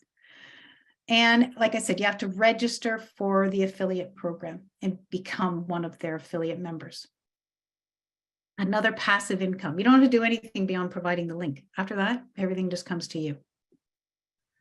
So we've talked a lot about digital platforms, and it's time to talk about non-digital platforms because they are still essential and very relevant. Radio, print, and news, local, regional. There are online magazines, there are physical magazines, although fewer than there used to be. There's local radio stations. There's local newspapers, whether they're published digitally or not, doesn't matter. They are always looking for content, always. And if you are interesting, and artists are interesting, especially local artists, you can send them copy or send them a synopsis of something that you've written about, and they just might publish it. Why not? You get a feature article, whatever. So it's worthwhile having written content or press releases that you can send out. Veronica Funk will talk to us more about non-digital platforms. She's very much a non-digital marketer. And she has had great success with radio, print, and news. So it's always a good idea to get your work in front of more eyes or ears in person. You can take advantage of their reach to get your story out there. Who doesn't read the local news at least once in a while? And if people are getting those local news, they get their email every day. I get one from Midland Today every day. And they're always looking for content. And they may just take what you've written and put it out there with a little editing. They may not edit it at all. They may interview you, anything. It's all great marketing and publicity, and it gets your work out there for people to see. And people are curious. They want to know, and they want to know about local people because they can always go and see their shows or events. So getting your story out there is the key. People want to connect with you. They want your story. They want to know more about you. They want to connect some way, even though you're not aware they're connecting with you because they read about you in the newspaper. And then look for interesting places to display your art. This is something I learned from Veronica Funk as well. She was one of my mentors, and she did very well. She was a librarian for a time, and she displays her artwork in libraries, offices, retail, restaurant. She encourages artists to do that. And, you might not sell from the restaurant, but you will get more eyes on your work. And when people see it the next time, maybe that's part of the 7 times. When they see it the next time, they'll remember you. And then they'll take note when they see you on Instagram or when they hear about you on the radio. They'll go, oh, I saw her art. It's amazing. She's having a studio tour. I want to go. That's one of my stops. So that's how that sort of thing can work. And I know that Veronica creates collections or big series, and she sells them slowly over a period of a year or two, but she sells them. And they consistently sell, and they bring in money for her, and she makes a nice living off non-digital platforms. So you have to look beyond the immediate sale. So that exposure is important, and look for sales, and other opportunities will come down the road because people find out about you. They know that you're a local artist because they saw your work at a coffee shop. And when they see it again at a restaurant or the lawyer's office or the dentist, there's somewhere you're sitting around for a while, they'll remember you. And it works in different ways. It's not instant, but it does work. Art markets and shows. Kate Taylor, our own Kate Taylor, is going to tell us about these. She spends a great deal. I would say it appears that she spends the majority of her time doing art markets and shows. And they're the backbone of her sales. She goes all over the States to different shows, live shows, like similar to One of a Kind or the Artist Project. She will do those all over the continent. And they're a great way to get to know your people. You get instant feedback and no waiting. You can ask people, you can talk about your work. You have to have that little elevator pitch ready to talk to people at shows. You have to be willing to speak to them. Don't be the person that just sits back and says, yeah, call me if you need me. Tell them who you are, introduce yourself. Remember, you're the rock star. They want to meet you. And then when they go away, they'll, even if they move on and they walk away, they'll think, wow, she was so nice. I loved her artwork, but man, she's such a nice person. And you leave that little glow of your personality and they remember you. So that's really important to approach people. They're a lot of work. They used to be the only way to work your way up the art sales ladder and get into a gallery, because the galleries are no longer the gatekeepers. But they used to be, that was the only way you could start. And that was a little bit before I really got into art full time. So some of you will remember that better than I will. Most people still prefer to buy art they can see in person. I think that online sales are increasing, but I think people like to see it up close before they spend money on it. Significant money, that is. Juried shows build your art cred. That's where the OSA comes in. All our juried shows and so on, you put it on your CV. Sheila Davis is going to talk to us about CVs and artist bios and so on. And the art cred is really important. You might not sell anything, but hey, you got it on your CV in somewhere that's well respected. So choose your juried art shows. I think I'm probably preaching to the choir on that one because you're all experienced with that. Once is not enough. You'll likely have to be in a show, sale, or studio tour several times to begin making good sales. And I think we forget that. I think that we go to a show and we come back and we go, oh, I sold one painting and I spent how many $100 and it's not worth it. But like I said, with my studio tour, people came back after, and you'll find that to be more the norm than the exception. But my first year on that studio tour, I sold like $100 to a friend. And it was, I wouldn't call it super successful, but the next year people came back. They were looking for me, and they were what they call qualified buyers, people with money in their hand and the intention of spending. So you love a qualified buyer. And the ups and downs of gallery representation. Many people, it used to be galleries were the only way to get your art out there, but it's not true anymore. And I think we all know that many galleries closed during COVID. And that means that it's that much harder to get into the ones that are out there. So lots of people, myself included, will submit to gallery juried shows. And that can be one way to get their attention. Paula White Diamond told me she's got a PWD gallery in Kitchener. And she said, yes, that is one of the major ways that she finds her new artists is by testing them out with the small shows or the big ideas show that she has. And if they sell well, it's an easy way for her to find out if that artist will suit her clientele. So she's not alone in that idea. So good galleries work really hard. They do want you to have a successful online presence. I've heard this many times. They are not going to market your work alone. They will look for new artists who have a successful marketing strategy in place. So if you are brand new, out of nowhere, I have a friend who said, well, if they think they can sell it, they'll take you on, even if they're not taking artists, so they say. And that I'm sure is true.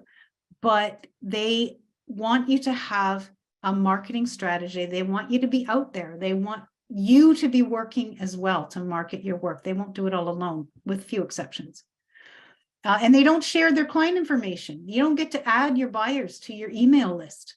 You don't get to add them to your contact list. So that can be a bit of a detriment. But they are worth, a good gallery is worth everything that you give them. You pay them a 50% commission, they work hard and they earn it. And there are also things like hybrid galleries and pay-to-play galleries. So some galleries will charge you to hang, or you pay to hang your work in their gallery. You have to make your own decisions. I don't think that those are called vanity galleries, I think. And I think that you have to make your own decision and research that gallery. Don't just say, whew, I'm going to get in there and I just got to pay $300 a month and away we go and I'll sell millions. Well, no, not necessarily. So you need to buyer beware, and good ones are good and bad ones are bad. So you really need to be aware of what you're doing and what that gallery is all about. And that's true of any gallery. I have one of my mentors, again, I have several mentors on Mastery, is Gay Adams. She's a Western artist from BC, and she has been in galleries her whole career. And I think she's been doing it for 30 or 40 years. And lately she's been feeling like she's not as happy with her galleries as she used to be. And she would like to switch to more of a mix of selling her own work. So it all depends on your experience. And she's in some really good galleries. But she says, sometimes you find that your work is in the back room because they're showcasing someone else, or, and so on and so on and so on. There's lots of considerations. And not having much in the way of gallery experience, I can't speak to very much of it. It's mostly what I've heard from other artists. Art consultants and agents, they are out there. I'm not exactly sure how you find them. I just know of a few that I've seen on Instagram or whatever, or as jurors. We have had some as jurors for art shows, and they work with potential buyers and they connect them to artists. So I guess it's a little bit like actor's agent, where they work to sell your art for you without necessarily being in a gallery. And they will charge a fee or a commission. I guess that depends on the art consultant and how successful they are or what their fee structure is. But they're independent business people and not always associated with the gallery. And does anybody else know more about art consultants than I do?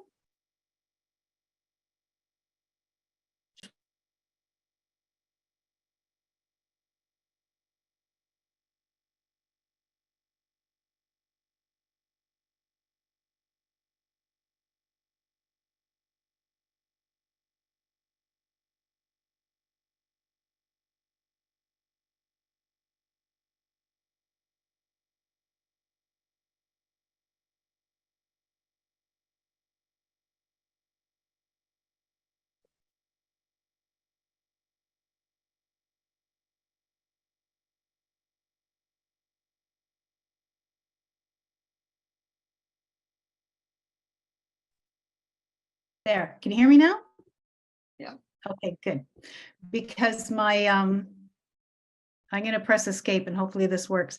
My mouse is not working well because of the screen share, I think. So hopefully this doesn't, okay, good. All right, so my screen sharing is paused. Ugh.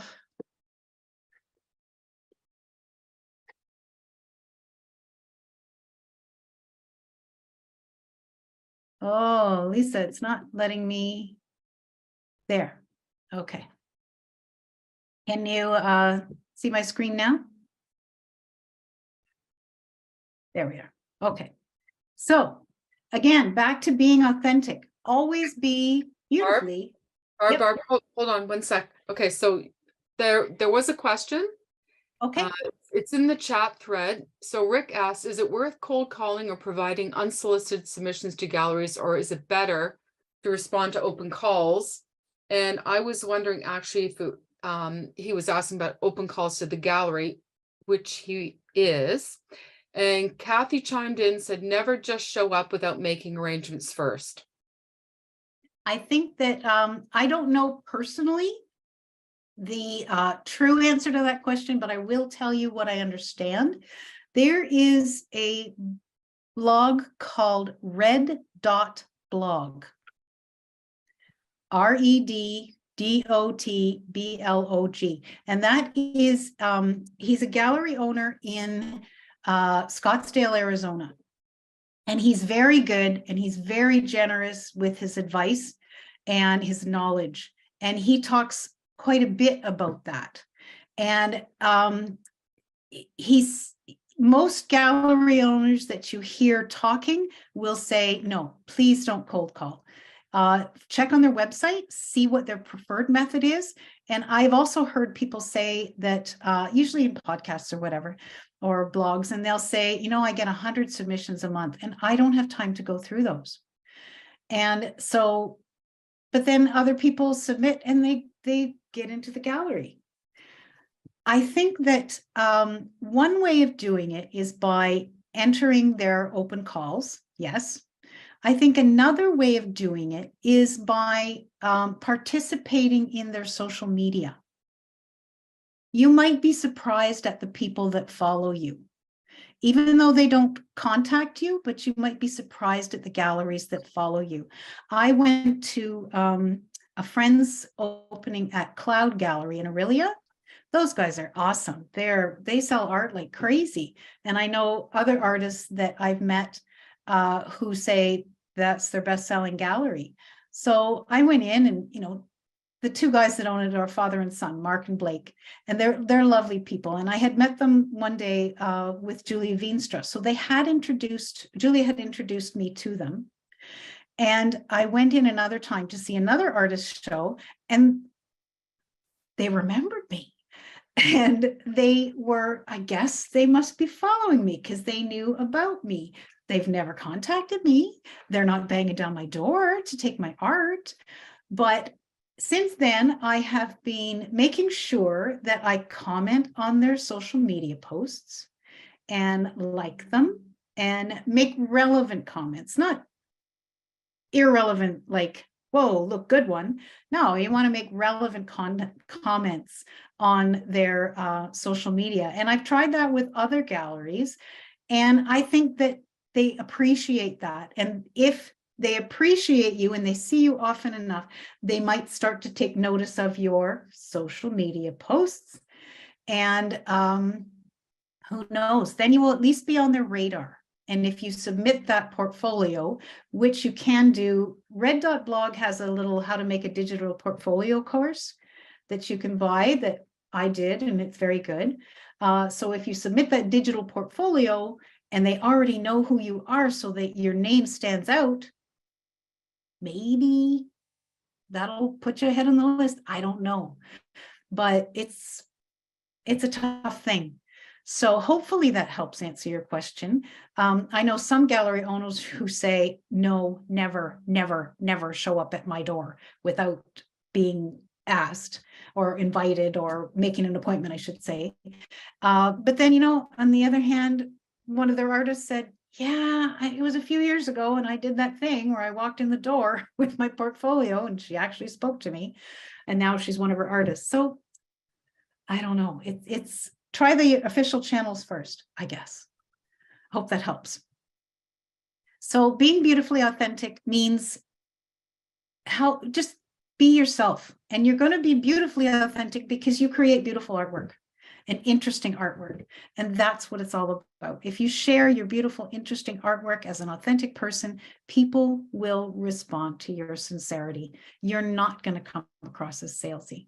Remember, they want to know the real you as an artist. They don't want to know how you feel about Donald Trump. They want to know you as an artist. So, you know, stay out of the political and all that kind of stuff. Save that for your personal feed. Your art feed or your art marketing and all your channels should always be about art. Now, you know, you could talk about Banksy or whatever and say, well, it worked for them. But I think for the most of us, we should just stick to art. Be your true self. Talk about your work. Talk about what you feel and about your work and how you made it and what you were inspired by.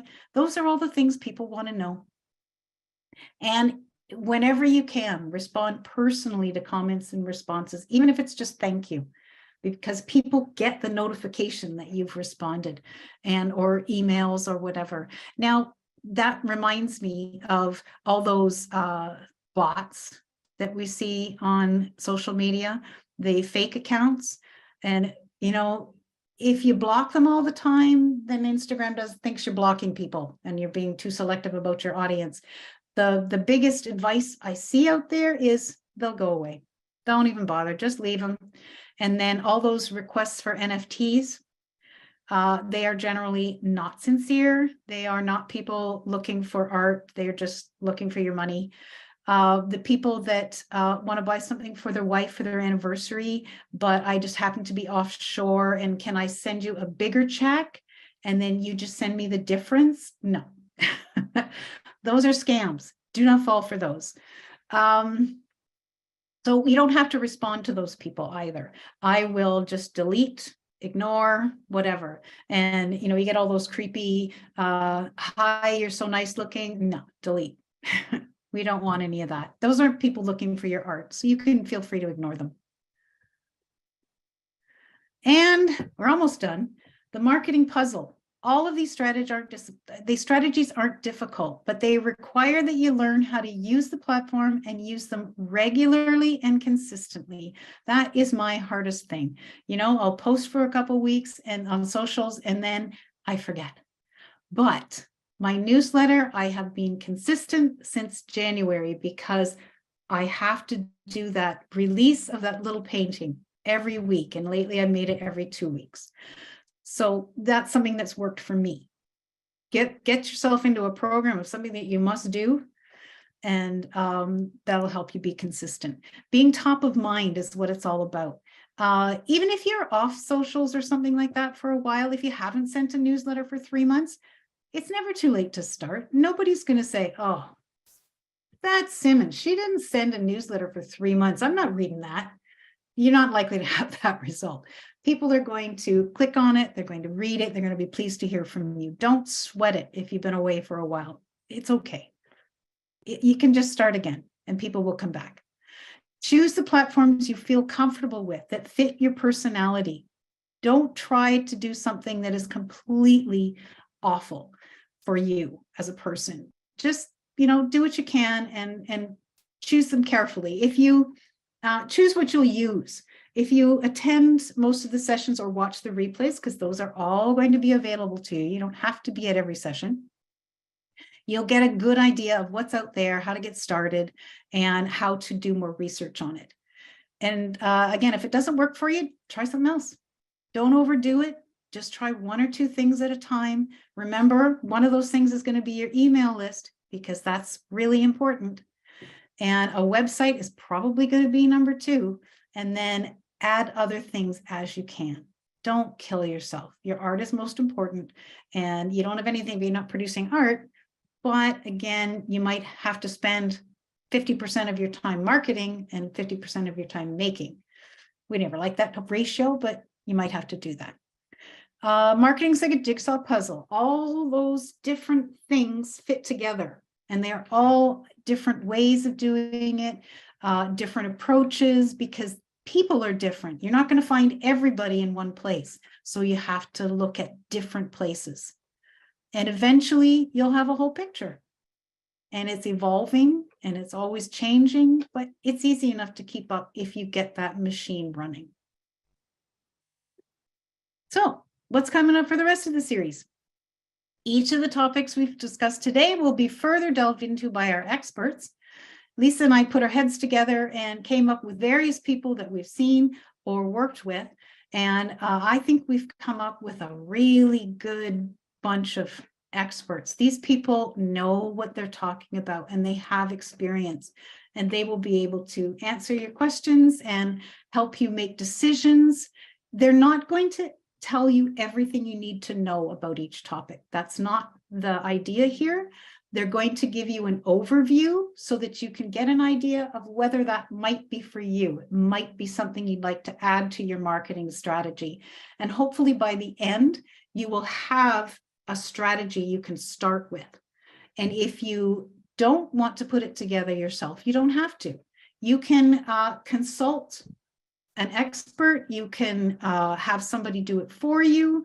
You can have somebody teach you. You can attend workshops and so on and so on. This is just a beginning. This is just an overview. You're not going to be an expert marketer by the end, sorry. But you will know more of what you're talking about, and you'll be able to have a constructive conversation with people who you can pay to help you, or you'll have a constructive way of researching each of these platforms, and you'll have a starting point. And that's the whole idea. Each workshop will be available for replay on our site for OSA members only. Sign up for anyone you want, like I said, or watch it afterwards. They'll all be available on the website. It may take a couple of days to get them up, so don't expect to see it the same day. We got to give Debbie a little bit of a leeway there to get everything sorted. Non-OSA members will pay $15 for each workshop. They don't get access to the replays, but we have made it available to Fusion, the Clay and Glass Society. We've made it available to the Society of Canadian Artists, and I haven't heard back from the Federation, but we sent them an email as well. Excuse me, that'll help us pay some of the costs. And this introductory workshop will be available free to anyone, non-members or members, just this one, because it helps give everybody an overview and an idea of what's happening. And that will be available on our website for free. So any friends you have that are not OSA members, please direct them to have a look and watch this video and get whatever they can out of it. Awesome. And here's our list of upcoming workshops. Today, you had Lisa and me. In 2 weeks, we will have Alyssa Sexton. She creates artist websites, and she was the founder of the Artworks online gallery. Is that right, Lisa? I think so. Can't remember. Yeah. And I think that's still running, and she's part of it. So she's also a dressage horse person, Sue. So that's what she told us the other day she was doing. She rides with her daughter. And then the next one on June 7th is Deborah Jamel. And she uses LinkedIn. She's also an artist, but she uses LinkedIn very successfully. And she's gonna fill us in on the thing that intimidates me and tell us about the rules. It is different than other social media because it's business focused. But because it's business focused, it has access to a whole different audience than Instagram or Facebook. Then we have Veronica Funk. She is a Alberta artist. She's just outside of Calgary in a place called Airdrie. She's a member of the Alberta Society of Artists, and she is a Mastrius.com mentor, which is where I met her. And she's going to talk to us about the print, radio, and creative ways to find exhibit spaces. She's the non-digital marketer. And I adore Veronica. She's lovely. Colin Morris is the owner of Kingston Frameworks, and marketing is Colin's jam. I'm doing a course right now with Colin. I keep saying it again, dear Mastrius. And he's teaching us about marketing and how to create a limited print run. And I think he'll be offering that again through Mastrius. You don't have to be a member to take that, but you can look for it. And he talks about passive income streams, levels of offers, prints, all sorts of things, and how to market. So he's really good that way. Sheila Davis, she's one of ours. She's has written a book called Beyond the Easel, and she's going to talk to us about artist bios and CVs, how to set up and advertise online and in-person workshops, which she does very successfully. I've taken one of her online workshops, and it was just great. And Sheila's a lot of fun and really very successful. Kate Taylor, she's another one OSA member, and she's going to talk to us, as I said before, about in-person art shows and markets. And she may even tell us a little bit about how to set up for those and where to find them and what's out there. And I think she may even talk to us about the American version as well. We'll see. Marjolin Vanderhart is one of our new members. She's given lots of talks before on Instagram and Facebook strategies for artists. She's a very interesting artist, and she's got a really good handle on those social media. Belinda Lopesco is another master that I met through Mastrius. She is a Southern California printmaker. She used to work for Disney, not as an artist, but what did she do for them? She had her job with Disney, but she's a printmaker and a real expert on working smarter, not harder. She's all about SEO. She's all about repurposing content. So that means using something that you've created for one marketing channel in another marketing channel so that you're not reinventing the wheel every time you put out some bit of marketing. And she's very good at talking about ways to drive traffic to your website.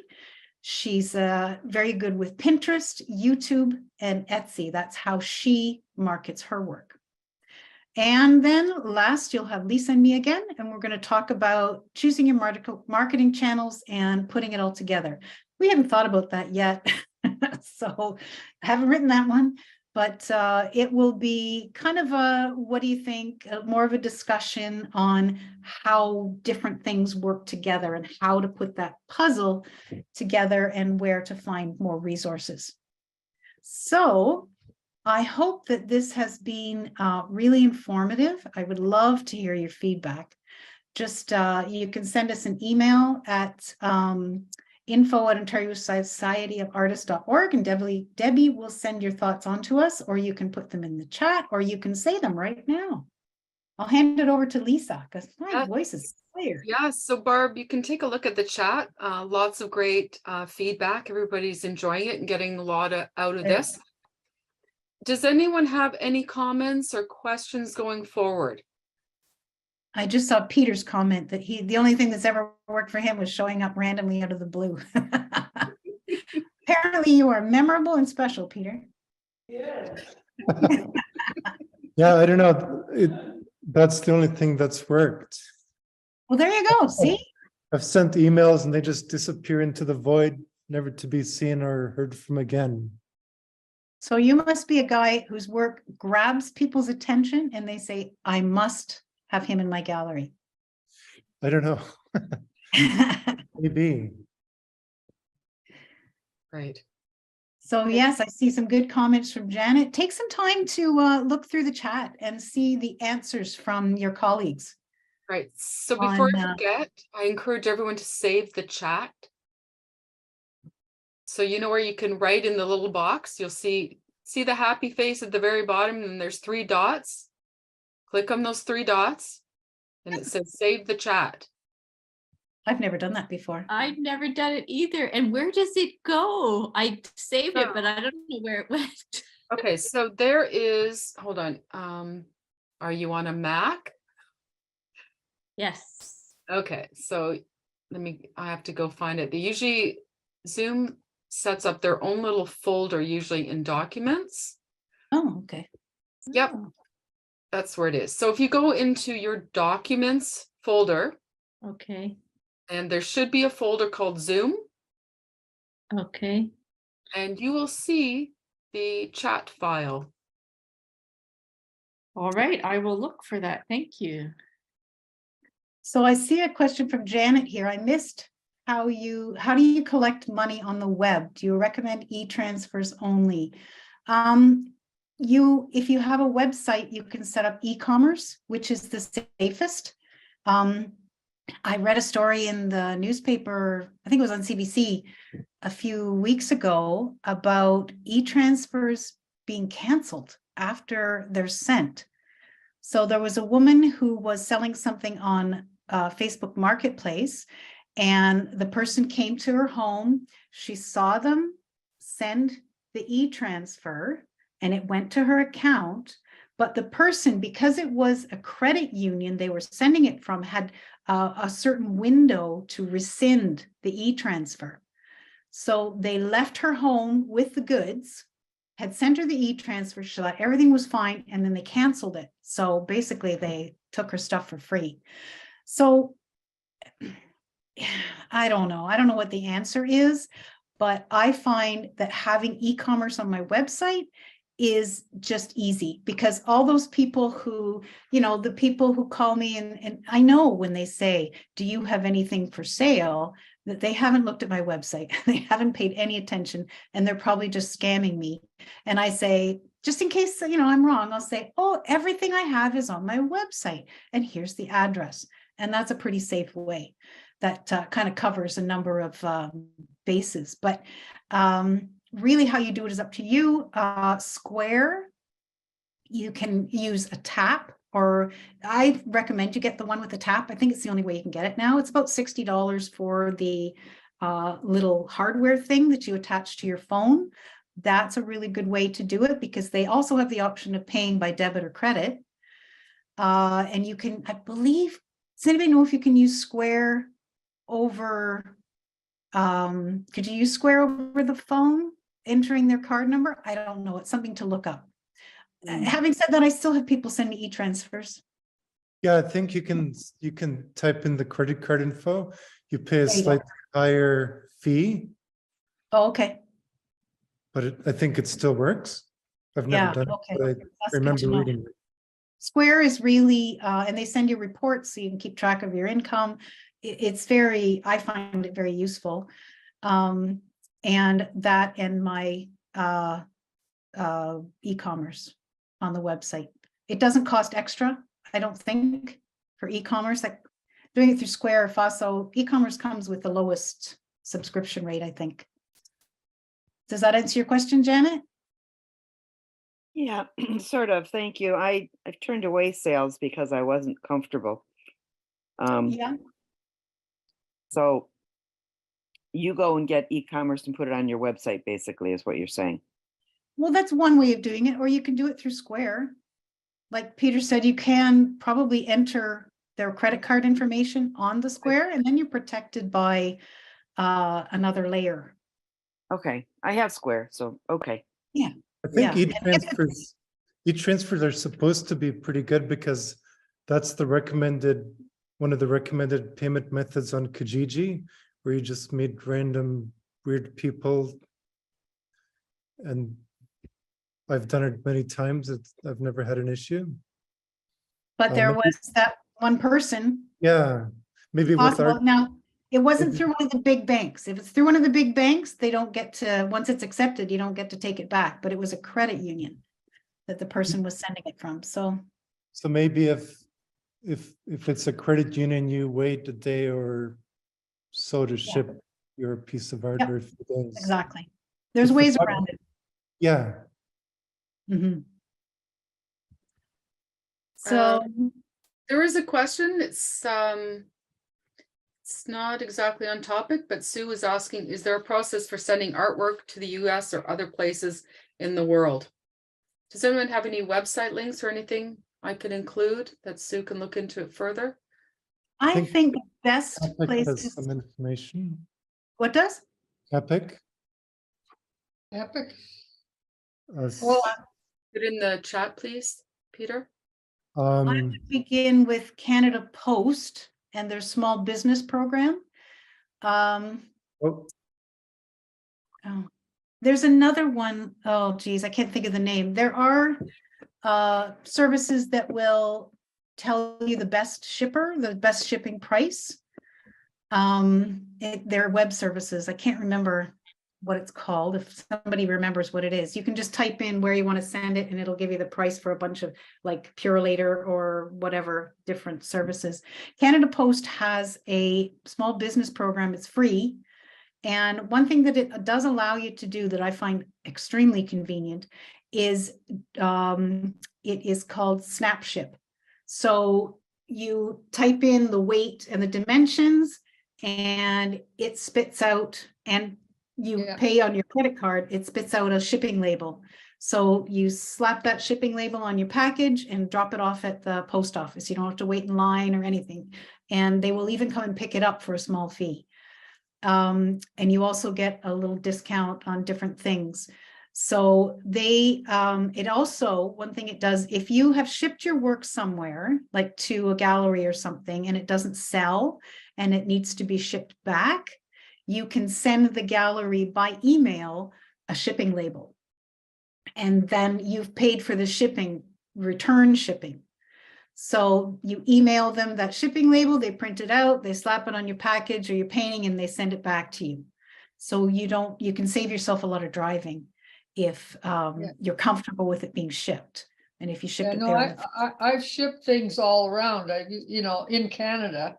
Mhm. I've even had sales on Salt Spring Island, shipped glass covered framed things, but I'm concerned about sending something over the US border, and how do you label that for customs? Do you call it art, painting, whatever, and then does it create complications?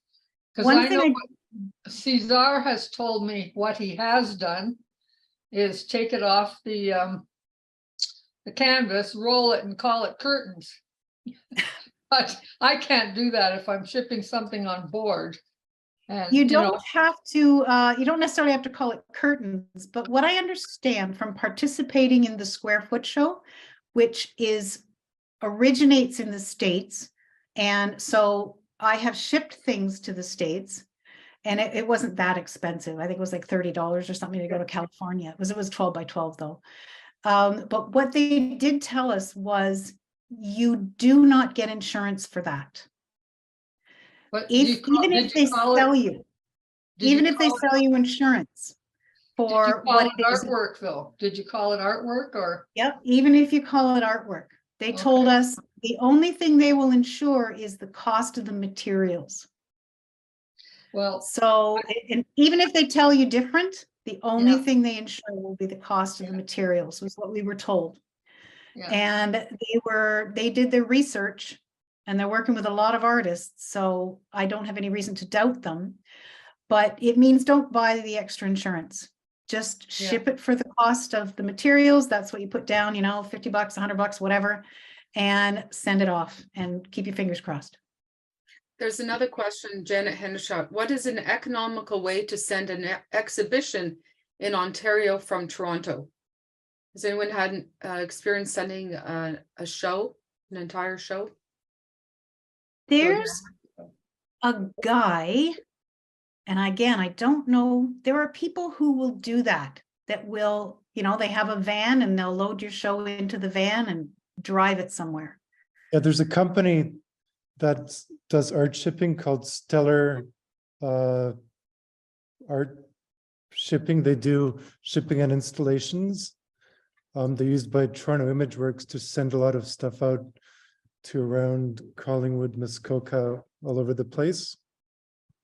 And There's somewhere to start. I've dealt with them. They do a really good job. They come and wrap your stuff, and Oh, wow. yeah. It's just like calling the movers. So I don't know how much it costs, because when I had it done, somebody else had paid for it, but it's called Stellar. Stellar Art. Yeah, I something. got it, Peter. Yep. Stellarart.ca is their website. Yeah.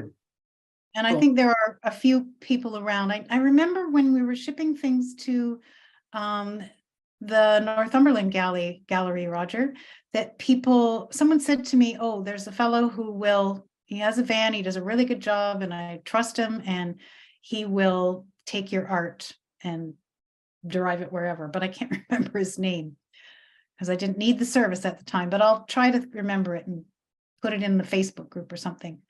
You can share all these things in the Facebook group, by the way. Obviously, this hive mind has a lot of knowledge to share, so. Yeah. I'll have to make sure we Exactly. get into that Facebook group. Yeah. Are there any other questions? Do you have to get permission from each person on your email list to send them emails? Yes, when you sign them up. You do. And thank you for all the nice words. I'm glad everyone appreciated it. You Okay, deserve so it. everyone Good. save their chat. Okay, Okay, and then you'll have all the information at your disposal. yes. I'm just gonna check mine to make sure I got it. Oh, Kathy Grew has a comment here. I curated an exhibition to go to Holland several years ago. That's far. We arranged through the Chamber of Commerce to get a carnet. This document meant that no tax was charged on the return of artwork to Canada after the show. Good to know. Thank you, Kathy. I also heard that it's easier to send artwork to Europe than it is to the States.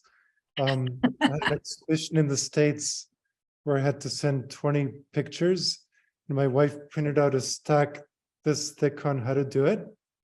So we gave up, and Toronto Imageworks shipped it off for me. They had a large crate professionally built, Yes. and they shipped it. The crate was about $1,000 or so, maybe $1,200, and the shipping was around the same to Kentucky. And it Now was there's Kate Taylor. If you sign up for her seminar, she may have answers to these questions because she obviously is shipping her work all over Canada and to the States for her shows. So she's a good person to ask. All right, so I think that's a wrap. Excellent. Thank you, everyone, so much for coming. Did you have a question, Kathy, or are you waving goodbye? Oh. Thank Thank you. you so much. How nice to see you all.